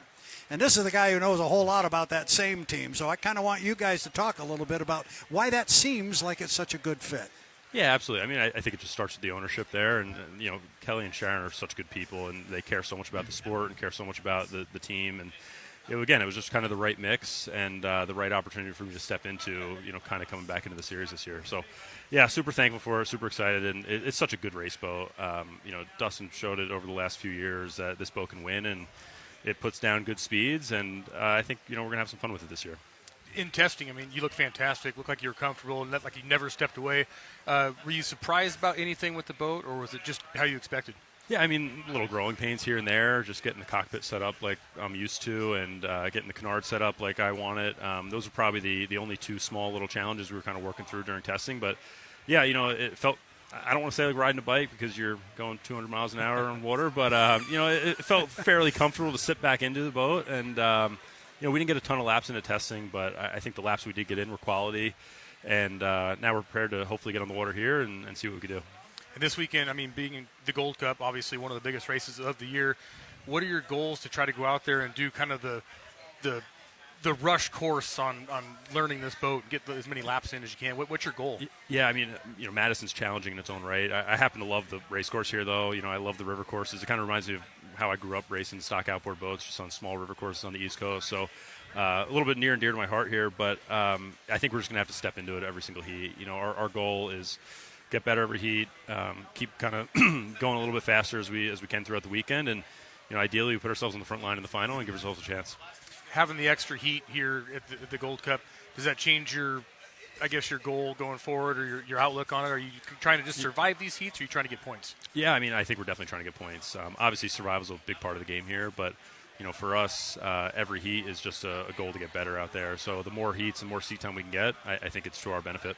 Yeah, and obviously it's got to be a blast racing against Andrew and some of your great friends. Obviously, race with the outboards all the way up. So that's got to be cool. I mean, how special is it to get kind of your East Coast and West Coast friends all together at this event? Yeah, I mean, man, there's not a lot of these guys that I haven't raced against my entire life, so it's super cool from that perspective. But getting to race against Andrew and Jimmy again, it's exciting. Andrew and I spent a lot of time together across different racing series, and we spent a lot of time on the phone talking, and we talked a lot about what it would be like to come back and kind of bounce ideas off each other, and more me bouncing stuff off him and get some thoughts. So I think we're excited for it. I'm excited to race against him. Obviously, these guys are best in the world, and it's just more of an honor to be part of the series at this point. I think Brad has said it best, but I'm going to join you on this. When the bucket list team does get their first win, and I'm top supporter, I hope it happens this weekend, I will be one of the first guys down there to celebrate with you, and we'll tear the roof off this place and have a great time. So that is for sure. If, when this bucket list team, we will get our first win. We'll definitely be moving flights and waiting a couple days so we're back on the road here, because it's going to be a good one. That sounds good. I'll change a flight, because I've always said when that happens, I'm going to be there too. Absolutely. But so at the end of the year, you're talking about just wanting to improve every time you go out, get better, the boat better, et cetera, et cetera. At the end of the year, when you sit down and you look back on the season and somebody says, was it a success? What's going to define that? I could have my politically correct answer here and say, I don't want that as long as we, put the boat back on the trail every time, we're going to be happy. But, I think we want to be competing for wins here. Yep. So I think for us, having heat wins, I think a final win would be ideal, and I think we have the boat to be able to do it, and I think we have the opportunity to do it. So, I'm not going to say that is the bar that we need to go hit. I think as long as we're continuing to improve and the boat's fast, we're competing for wins, and we're competitive with the rest of the field, I think we're going to be happy here. Since the last time you drove on the H1 circuit, we have a new race format. That seems to be the topic of the day, so it's your turn in the fishbowl, I guess. What do you think of it? I like it. For drivers, I thought the fighting for lanes was a lot of fun, right? The strategy behind it, we got to spend a lot of time in the truck kind of thinking about, what we were going to do and how we were going to go execute out in the course. But from a fan perspective and just overall kind of racing competition, I think this is going to really improve the product of the sport. So I'm looking forward to it. I think you need to try new things. I think you need to continue to evolve. And I think it was a step in the right direction. I think we always reserve the right to revert if we need to and if we find that this isn't the right path. But I'm supportive of it and looking forward to it. Obviously, from my past racing in Hydroplane Racing League up in Quebec, this was the format that we raced with. So, a lot of similarities there. And I think it's going to produce a lot of fast boats at the line heading into the first turn together, which is going to be really exciting for the fans. And talking about a lot of fast boats and getting down there to turn one at the same, there's a lot of fast boats lined up down here. There's no gimmies. I don't see a lot of slow ones anymore. So not anymore. Now, when I was young, and people talk about the golden age of hydroplane racing. Yeah, but we didn't have competition like this. You had 2 or 3, maybe, boats that could win. And this thing, it's wide open. Yeah, I think that's part of the excitement of coming back too. I think this is probably one of the more competitive years I can think of in the last since I've been really following the sport. So that's super exciting for me, and I think it's super exciting for the fans and the race sites that we get to go race at. And you like this race course, you said? I love Madison. I swear it's one of my favorites. What about that little hole down there in turn 1? That little guy? No problem. Hang on to it. Kelly hasn't put you in the 440 yet, so once he puts you in the 440 for a little bit, you can experience that hole. It's a whole different outlook. With this new format, though, the starts are going to be very, very important. So at least if you're going to be starting in lane 1, lane 3, where at. Are you going to spend a ton of time? I mean, obviously you need seat time in the boat, but how much time are you going to focus on your time you run tomorrow? Yeah, I mean, you take a little bit out of the game planning just by having your lane assigned, but now you get into the point where, you need to be at this line when it hits 0, and I don't think there's going to be a lot of room for error, and I think people are going to be pushing it. So, we're going to spend quite a bit of time getting various different timing marks from all different points on the course. So depending on what lane we're in, we have the ability to react to that and can put ourselves in the best position. Yeah. But you'll also have the opportunity to set your boat up for the lane you're going to be in, because you'll know that going in. Yeah, absolutely, and that's beneficial, obviously, too. So I think that just makes it more and more competitive. One of the big things I think that you have the advantage of is, Kelly Stockland makes his own propellers. So he's one of the only guys on the beach here, they can say, oh, we're going to go in lane 4. I got a propeller for that, and so it's pretty cool that you guys have that opportunity. And you think that he has like an ABC plan set up in place? Yeah, I think we definitely have kind of a multi-step plan here based on where we're at. Having the prop program in-house is such a benefit for us, and just being able to kind of communicate with Kelly on that level and be able to talk through what each prop is doing and what we think we need on different points in different race courses, I think that's a differentiator for us. So, for us to be, maybe underdog to some extent in some points of time, I think that gives us just a little bit more advantage here. Yeah.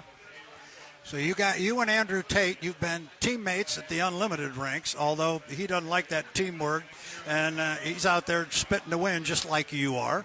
And you've also run the F1 boat with him. So what's it going to be like when you draw him in that heat and he's in the lane next door? Yeah, I don't think it's much different. I think we were the only teammates to almost blow each other over multiple times in a single season. So we were definitely not on the teammate path there, but, respectful and trying to race each other safe. We have a great time when we go race tunnel boats, and then we get here, and as soon as the cockpit lid shuts, we're here to represent our teams and here to go win for ourselves. So, it's a great experience to race together, and we have fun doing it, but we're here to beat each other for sure, as we have been for the last 20 years. So we've got a pretty good delay going on here because they didn't get the course set because of the fog. We still don't have a course set, and there's debris issues. What does that do to you and mentally? You're ready to get back in that boat this morning. Yeah, I'm ready to go. You wake up with a plan in mind, and you kind of get yourself focused, ready to go, and then the delay wears on you a bit, especially with the heat this weekend. But you try to stay focused, stay hydrated, and then be ready to go whenever they say green flag. He is Dylan Runne, going to be driving the U40 Bucket List Racing for Sharon and Kelly Stockland. Appreciate you taking a few minutes and coming by. It's good to see you. Good to be here. Thank you, and happy birthday. Happy birthday to you, too. Good to see you. Appreciate it. That's one good thing about those spotters guides I put together. I have everybody's birthday in there, and I typed his in. I went, I know that day. So we're going to take a break. We will step away. We are at the 76 Madison Regatta. It's the 116th running of the oldest active motorsports trophy in racing, the APBA Gold Cup. Don't go away. We'll be right back.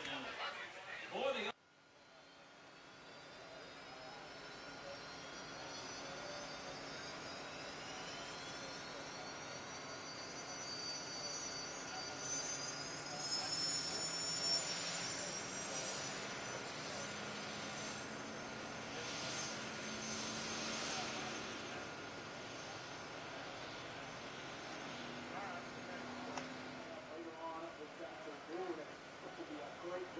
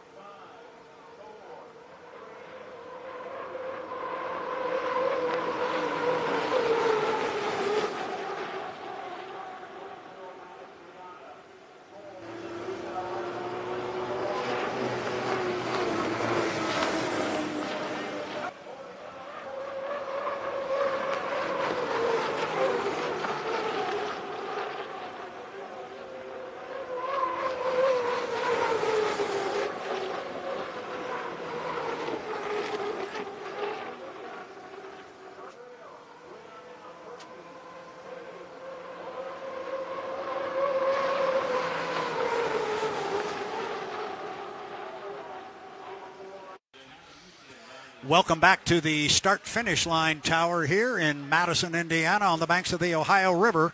It is the 76th Madison Regatta and the 116th running of the APBA Gold Cup. Dustin Eccles and Brad Luce here. We're joined on set, and I'm going to try and get this right. I got the Kyle Bipes part right. That part's pretty easy. Yes. But I do have it kind of written down here because you got a title that goes from here over to there. But you are president of the Madison Regatta. Yes, sir. And you are chairman of Miss Madison Racing. Correct. You're a busy man. Yeah, this weekend and this week's probably the busiest I'll be all year long. You having a good time? So far, it's a little hot, but it's still fun. And somewhere along the way, I think you have a business to operate. I do. Our merch tent's right back there, but I got workers to take care of that. There you go. I can only be so many places at once. Are you ready for this weekend? You've got the APBA Gold Cup in here, so that just makes it a little bit bigger, a little bit larger, a little bit more pressure, both on the regatta side and I assume on the boat side too. Absolutely. Speaking on the regatta side, it's great to have it back here. I consider it home. I know some of you West Coast guys may not consider this home for the Gold Cup, but this is where I consider it home. It's great to have it. It's not just great for the regatta. It's great for the city. 13,000 fans here that they get to own the Gold Cup for a year, rent it for a year. It's been great. We've posted it up in City Hall. We've taken it to some different events, and people are in awe of it. To look at those different tiers and the drivers and owners and sponsors that are on that is just unbelievable to see that. It is so much history, and then the fact it's the oldest active motorsports trophy in the world. Mm-hmm. I mean, there's nothing older than that is still competed. It's a big deal. It is a very big deal, and we are so honored to have it here in Madison this 4th of July weekend. Well, I can tell you on behalf of H1, we are extremely happy to be here. This is one of our favorite stops on the tour. We have a brand new pit reporter this year. I don't know if you've met our Danny Rogers, but she's out of the Detroit metropolitan area.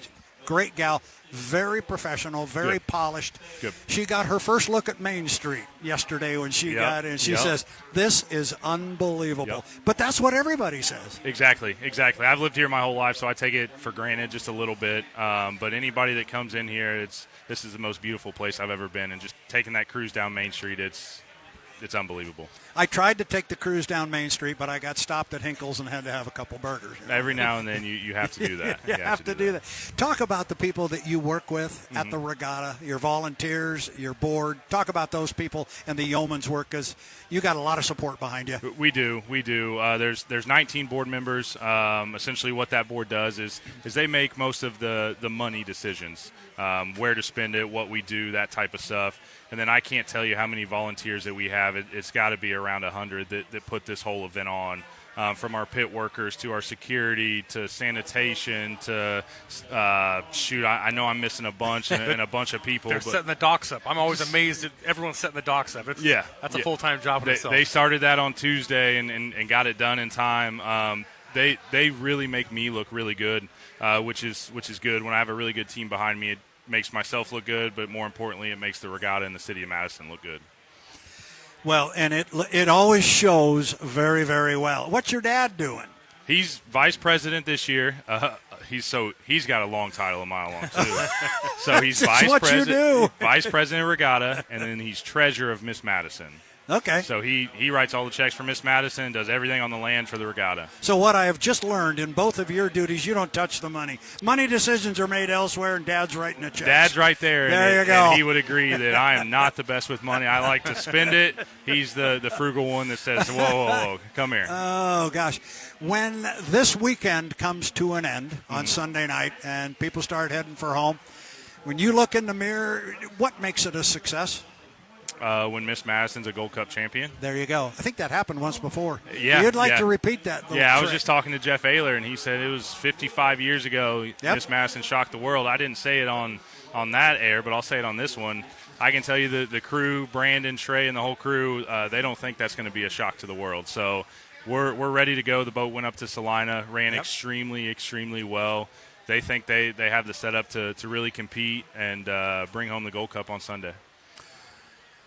Well, wouldn't that be something? Can we close the pit area down? Dustin and I want to go to a party down here. I think we close the whole city down because we might be out of beer by the end of Sunday night.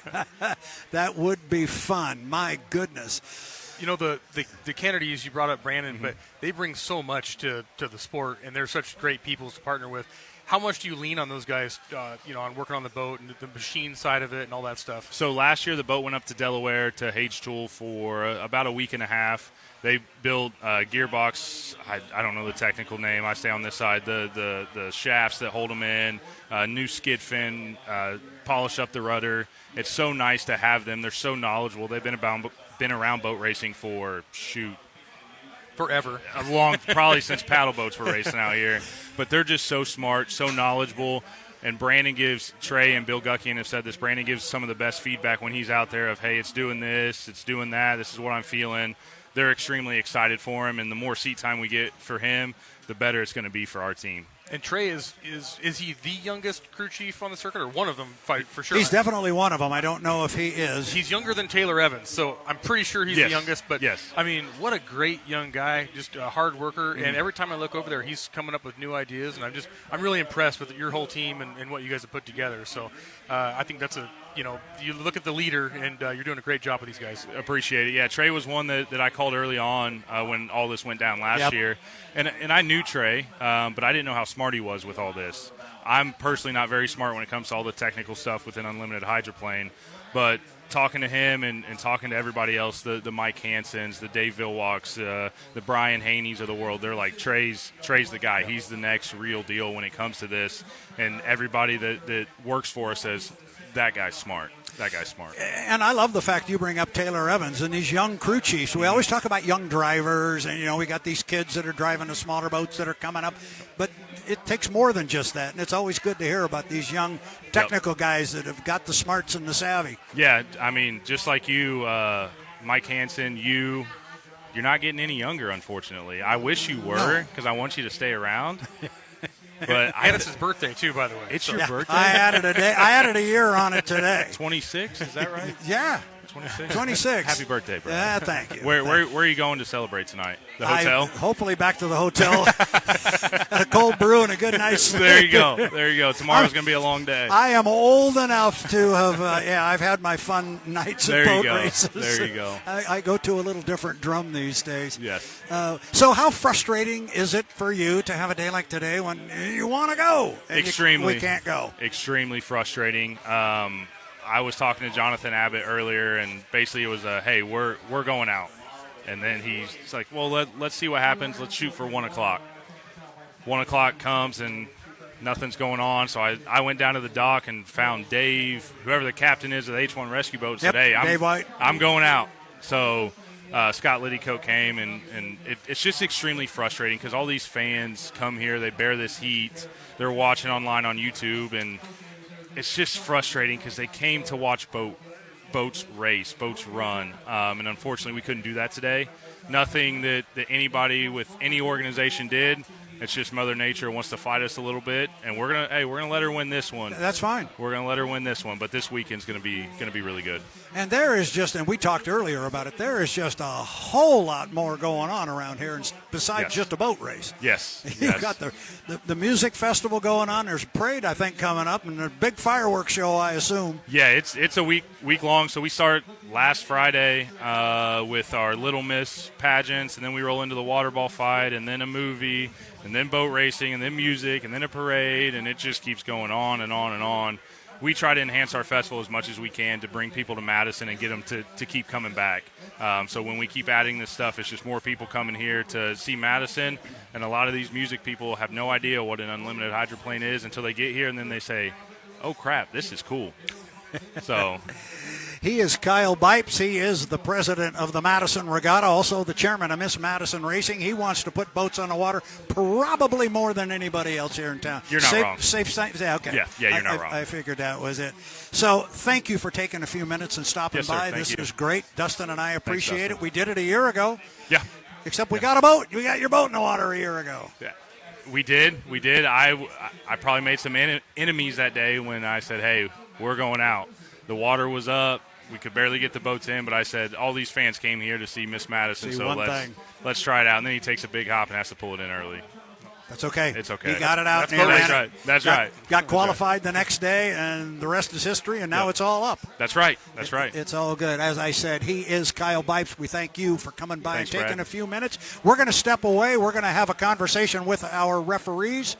We'll find out exactly what's going on, and I think we're going to come back and maybe have a little talk about Pick the Prop. You might want to hear about it. Oh, well, apparently we're not going to. We're going to let you watch a video because we understand our Danny Rogers, whom you haven't yet met, is standing by with Jimmy Shane. It's even a little hotter down here on the asphalt by the docks here, Jimmy. What kind of precautions are you actually taking for this heat here today? Yeah, I mean, obviously we're staying hydrated, a lot of water and Gatorade, electrolytes, but you know, I look at it maybe a different way than other people. I'm losing a lot of weight right now, so I'm helping the boat performance by keeping my weight down, and we're gonna, you know, we'll stay hydrated. Hopefully we can stay cool as much as possible. I'm more worried about the crew guys than myself. They're literally out in the sun for a lot of the day, so make sure I bring them water, keep them hydrated. It gets warm in the boat, but you're so pumped up when you jump in the boat, you don't even really think about it. So I'll feel it at the end of the day. I'll be exhausted, but I'm just pumped up to get in the boat and get going. In terms of inside the boat, how hot do you think it gets in there? I don't want to know. I know that we have to wear double layer driving suits for fire protection, and so there's no getting around that. Like, we're wearing these bulky, heavy suits. I know that I'll be dripping sweat when I get out of the boat today. It's okay. It's part of the deal. We do have fans inside the boat, and then once the boat starts going, we do have like a ventilation system where we get fresh air coming in. And so at 200 miles an hour, the fresh air is pretty nice inside the cockpit. Any way you look at it, though, it's warm. It's hot inside the cockpit. It's uncomfortable inside the cockpits.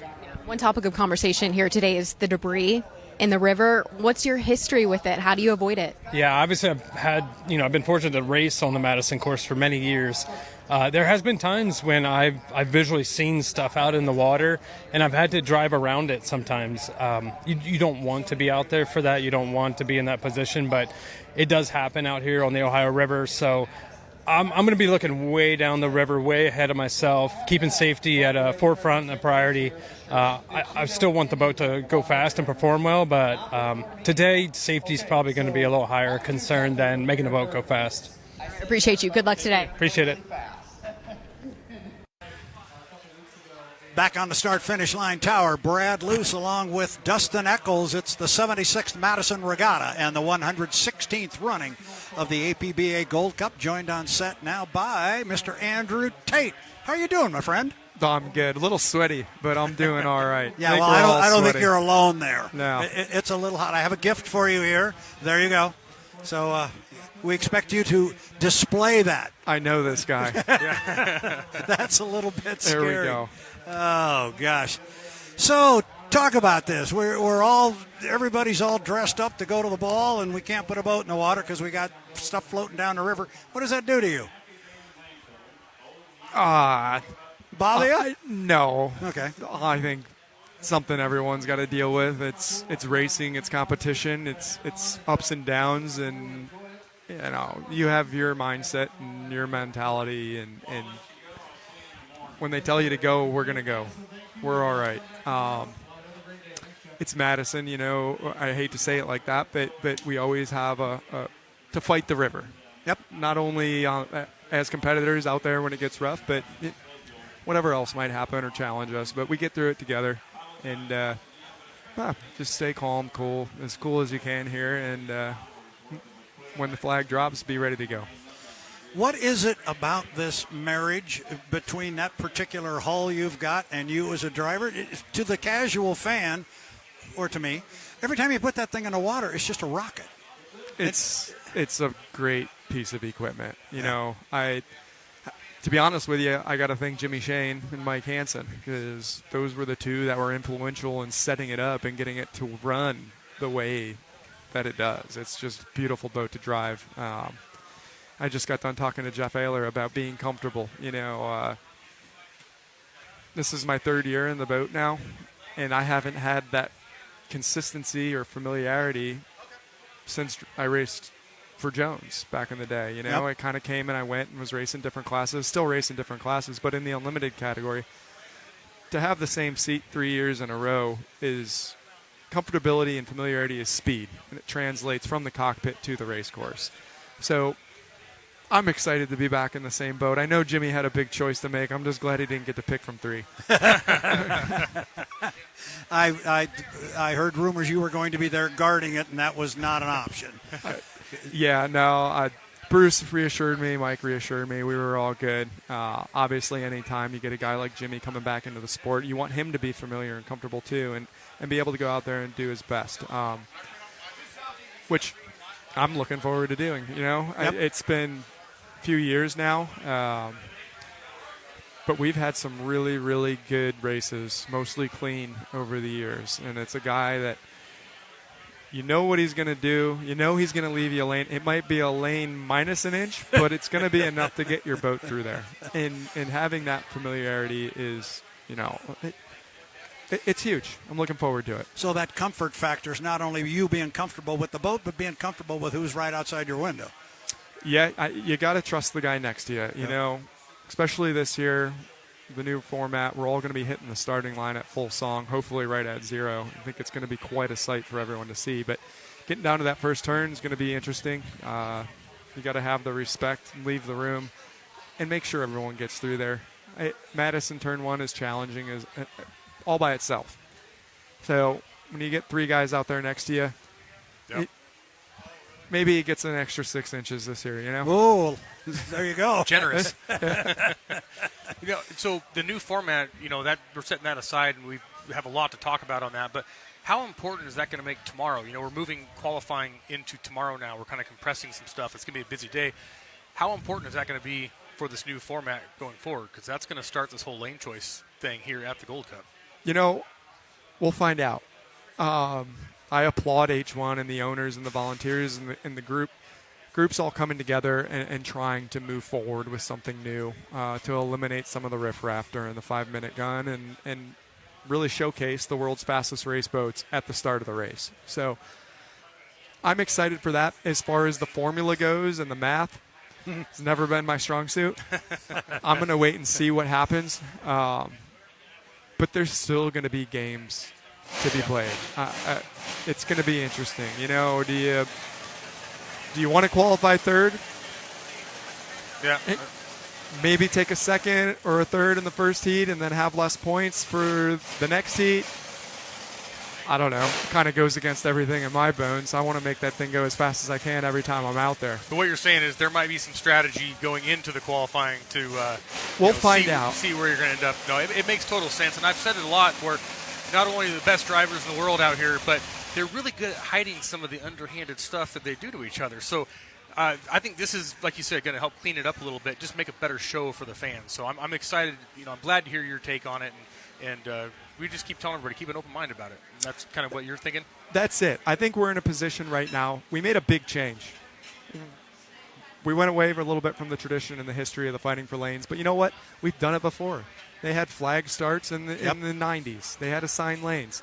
You know what? It was really cool to see all those boats come to the start-finish line at 190 all together. So, big change.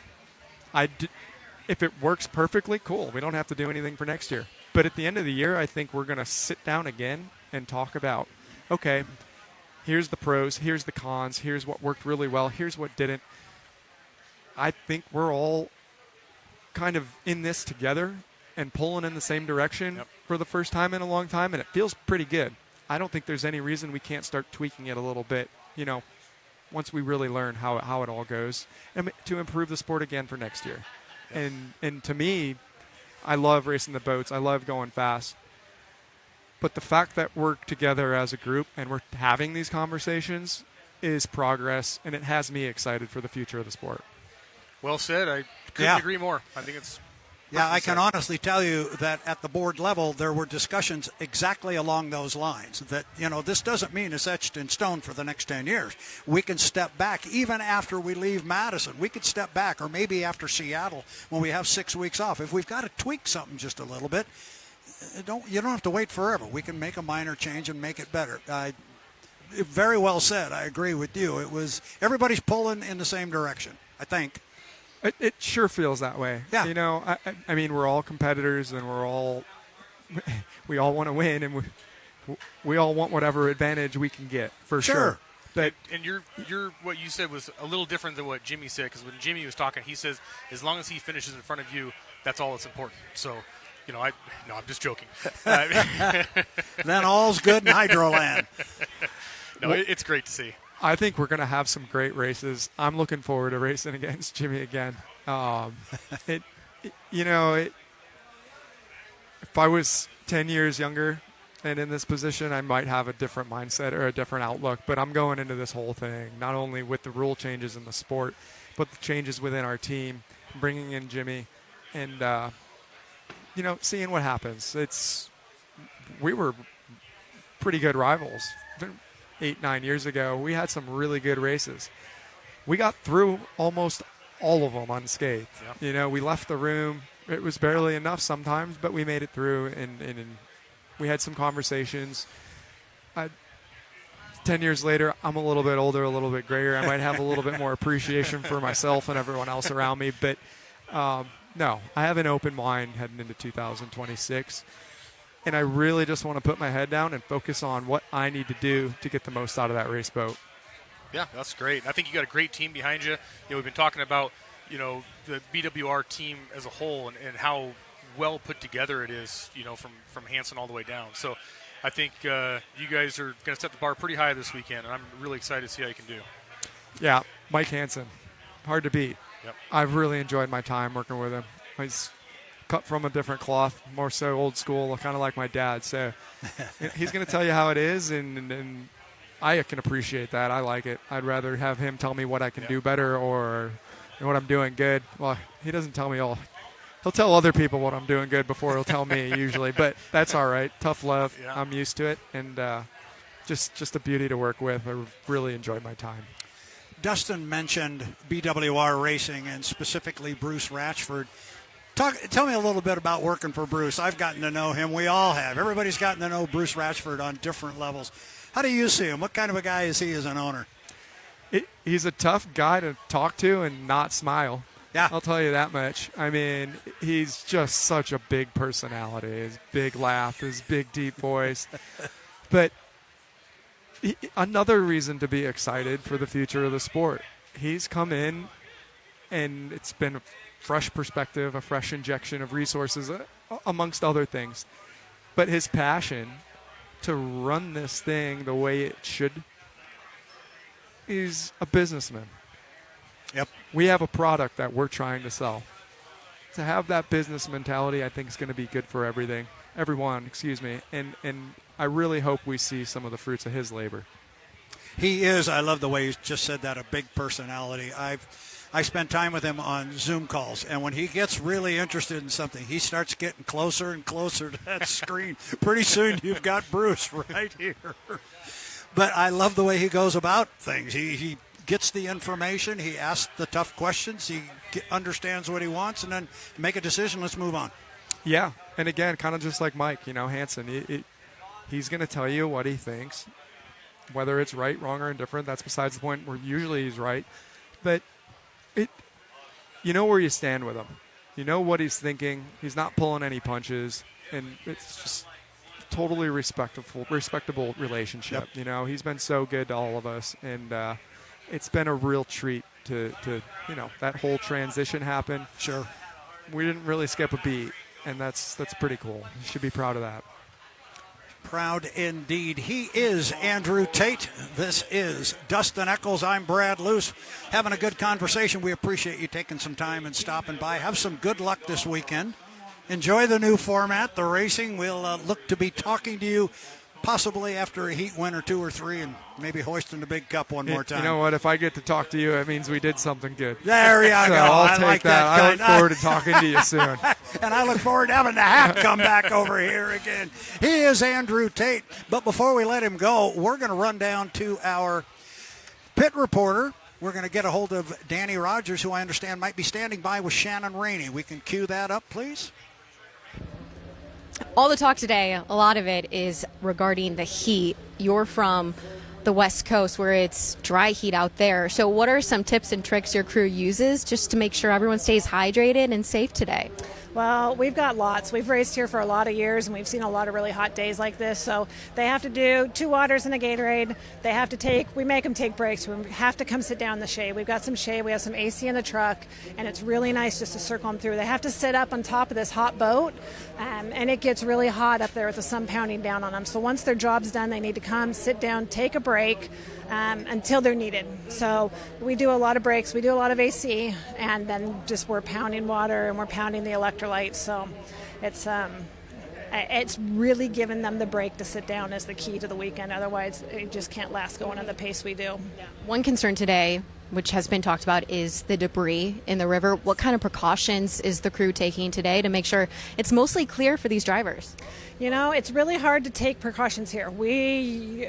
You don't run some of the really good equipment when you see what you see out there in the water. You can't do it. So before I asked this morning, before we put a boat in the water, I want the drivers to go out on our rescue boat, take a circle, see what the water looks like from their perspective before we go out, because it's dangerous to our drivers, it's dangerous to our equipment. It does a lot of damage, and I just want to keep all these guys safe. So we just got to make sure that we want to be on the water, we want to go racing, we don't want to be on the dock and sitting here waiting, and we're ready to go as soon as that river. We appreciate it. Good luck today. Thank you so much.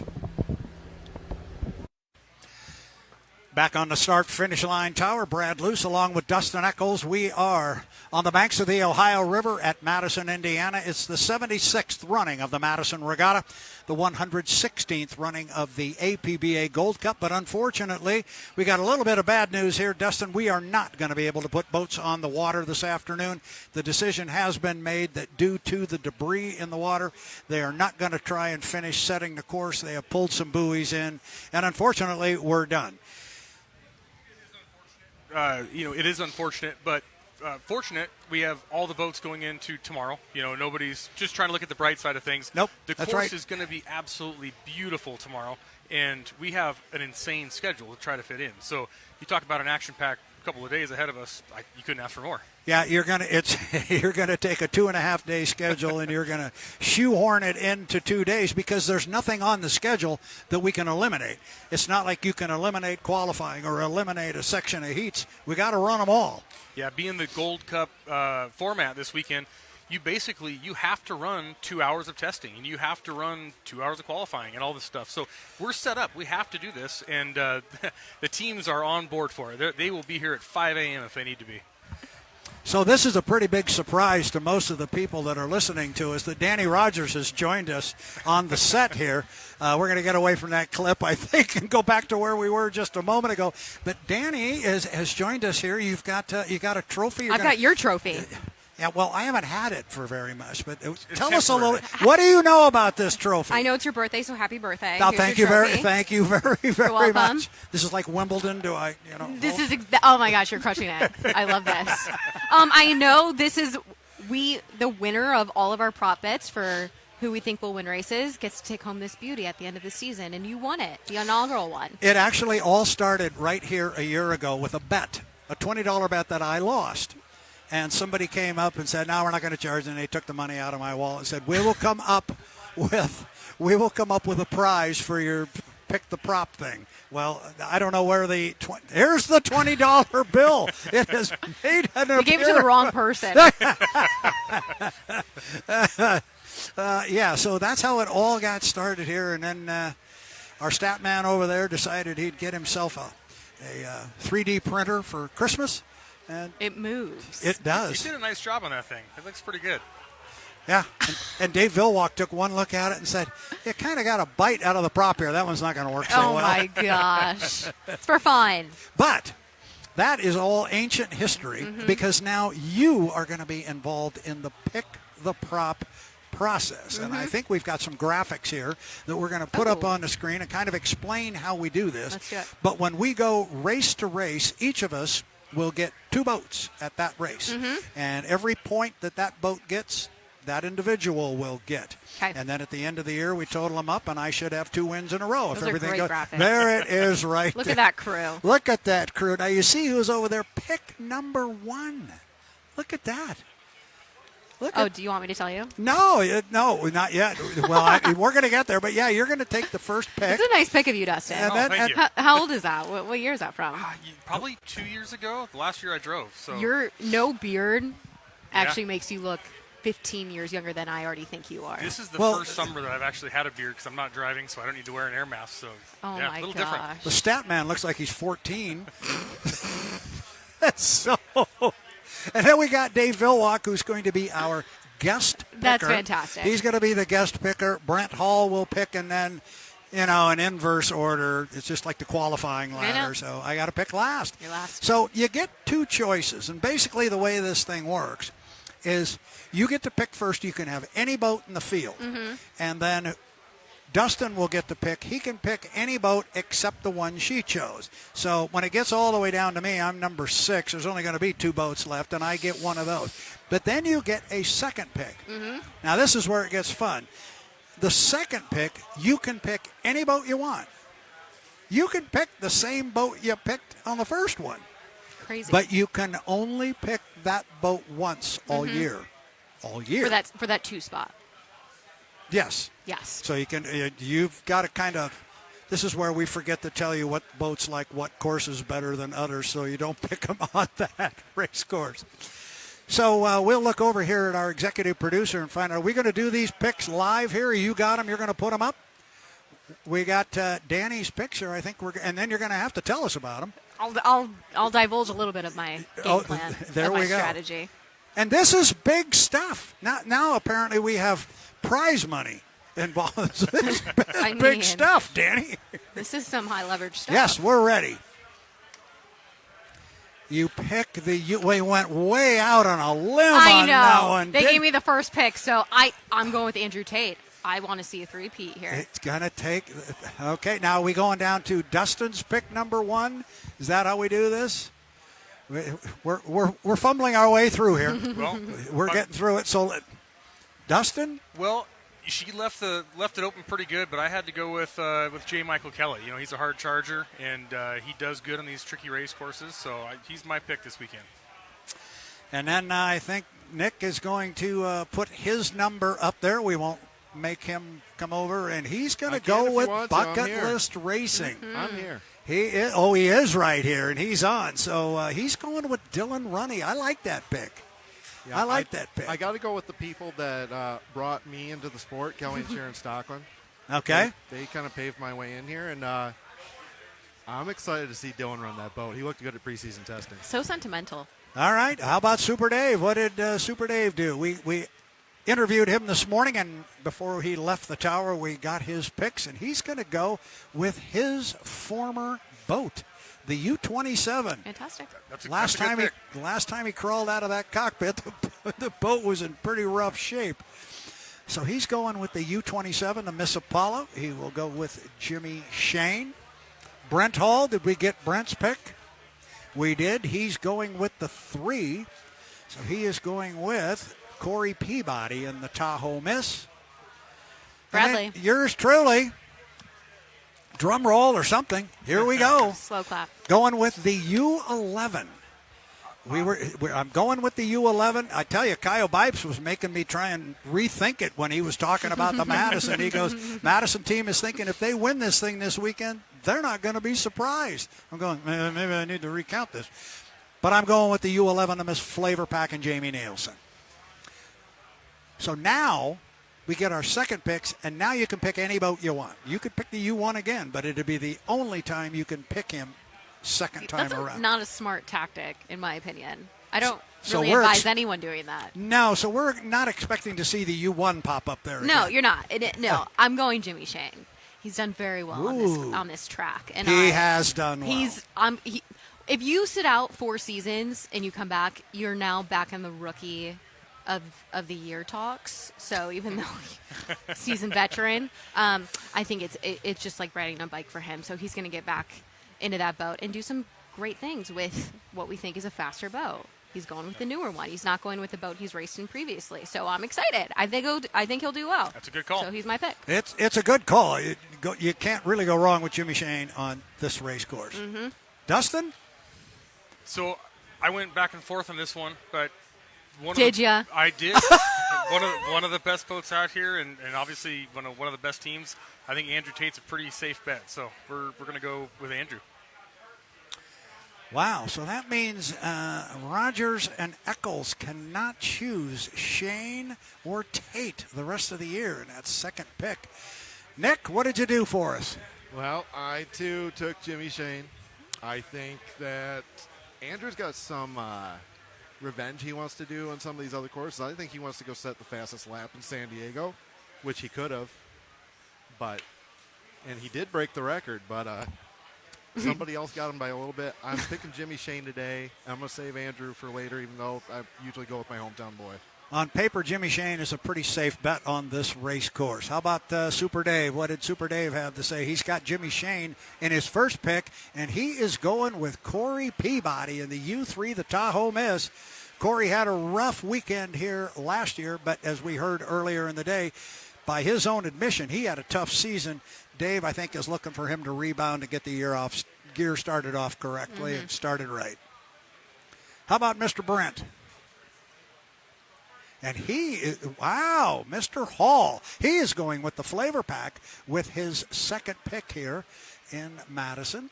So he will have Corey Peabody and Jamie Nilsen. And then I will admit, it was a while ago.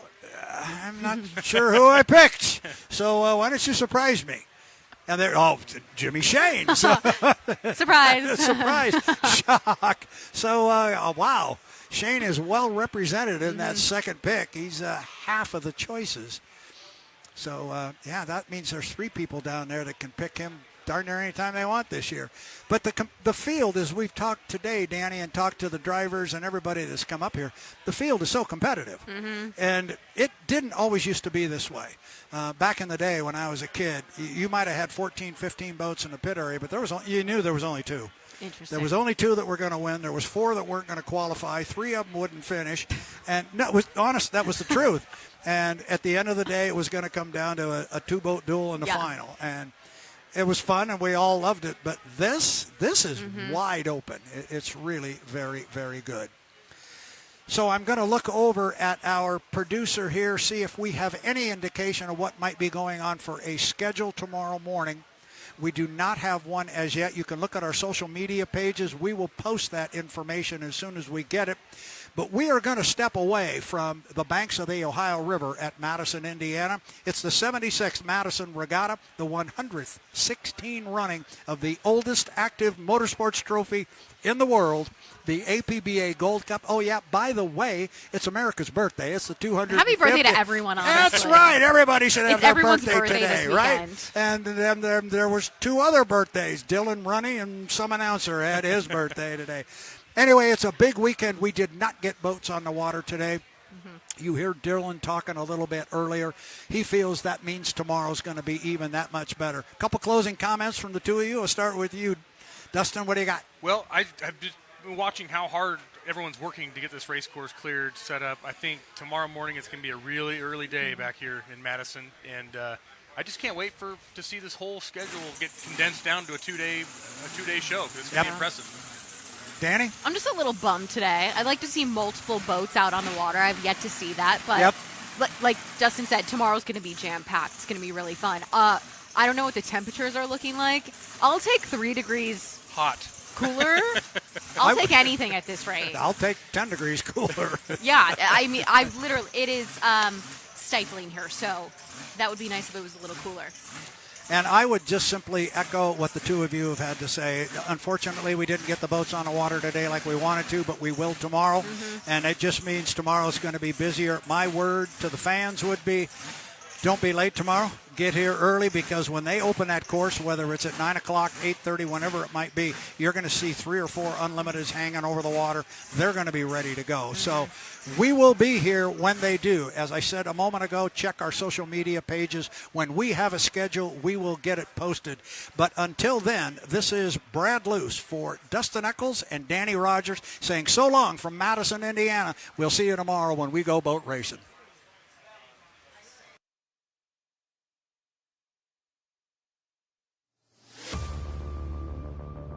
H1 Unlimited Hydroplanes.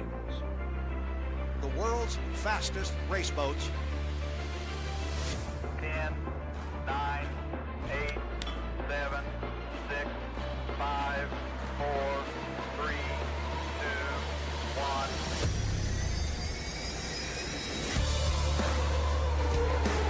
Wow, really flying the boat. It doesn't get any better than that. They are going to be side by side. This is for the checkered flag.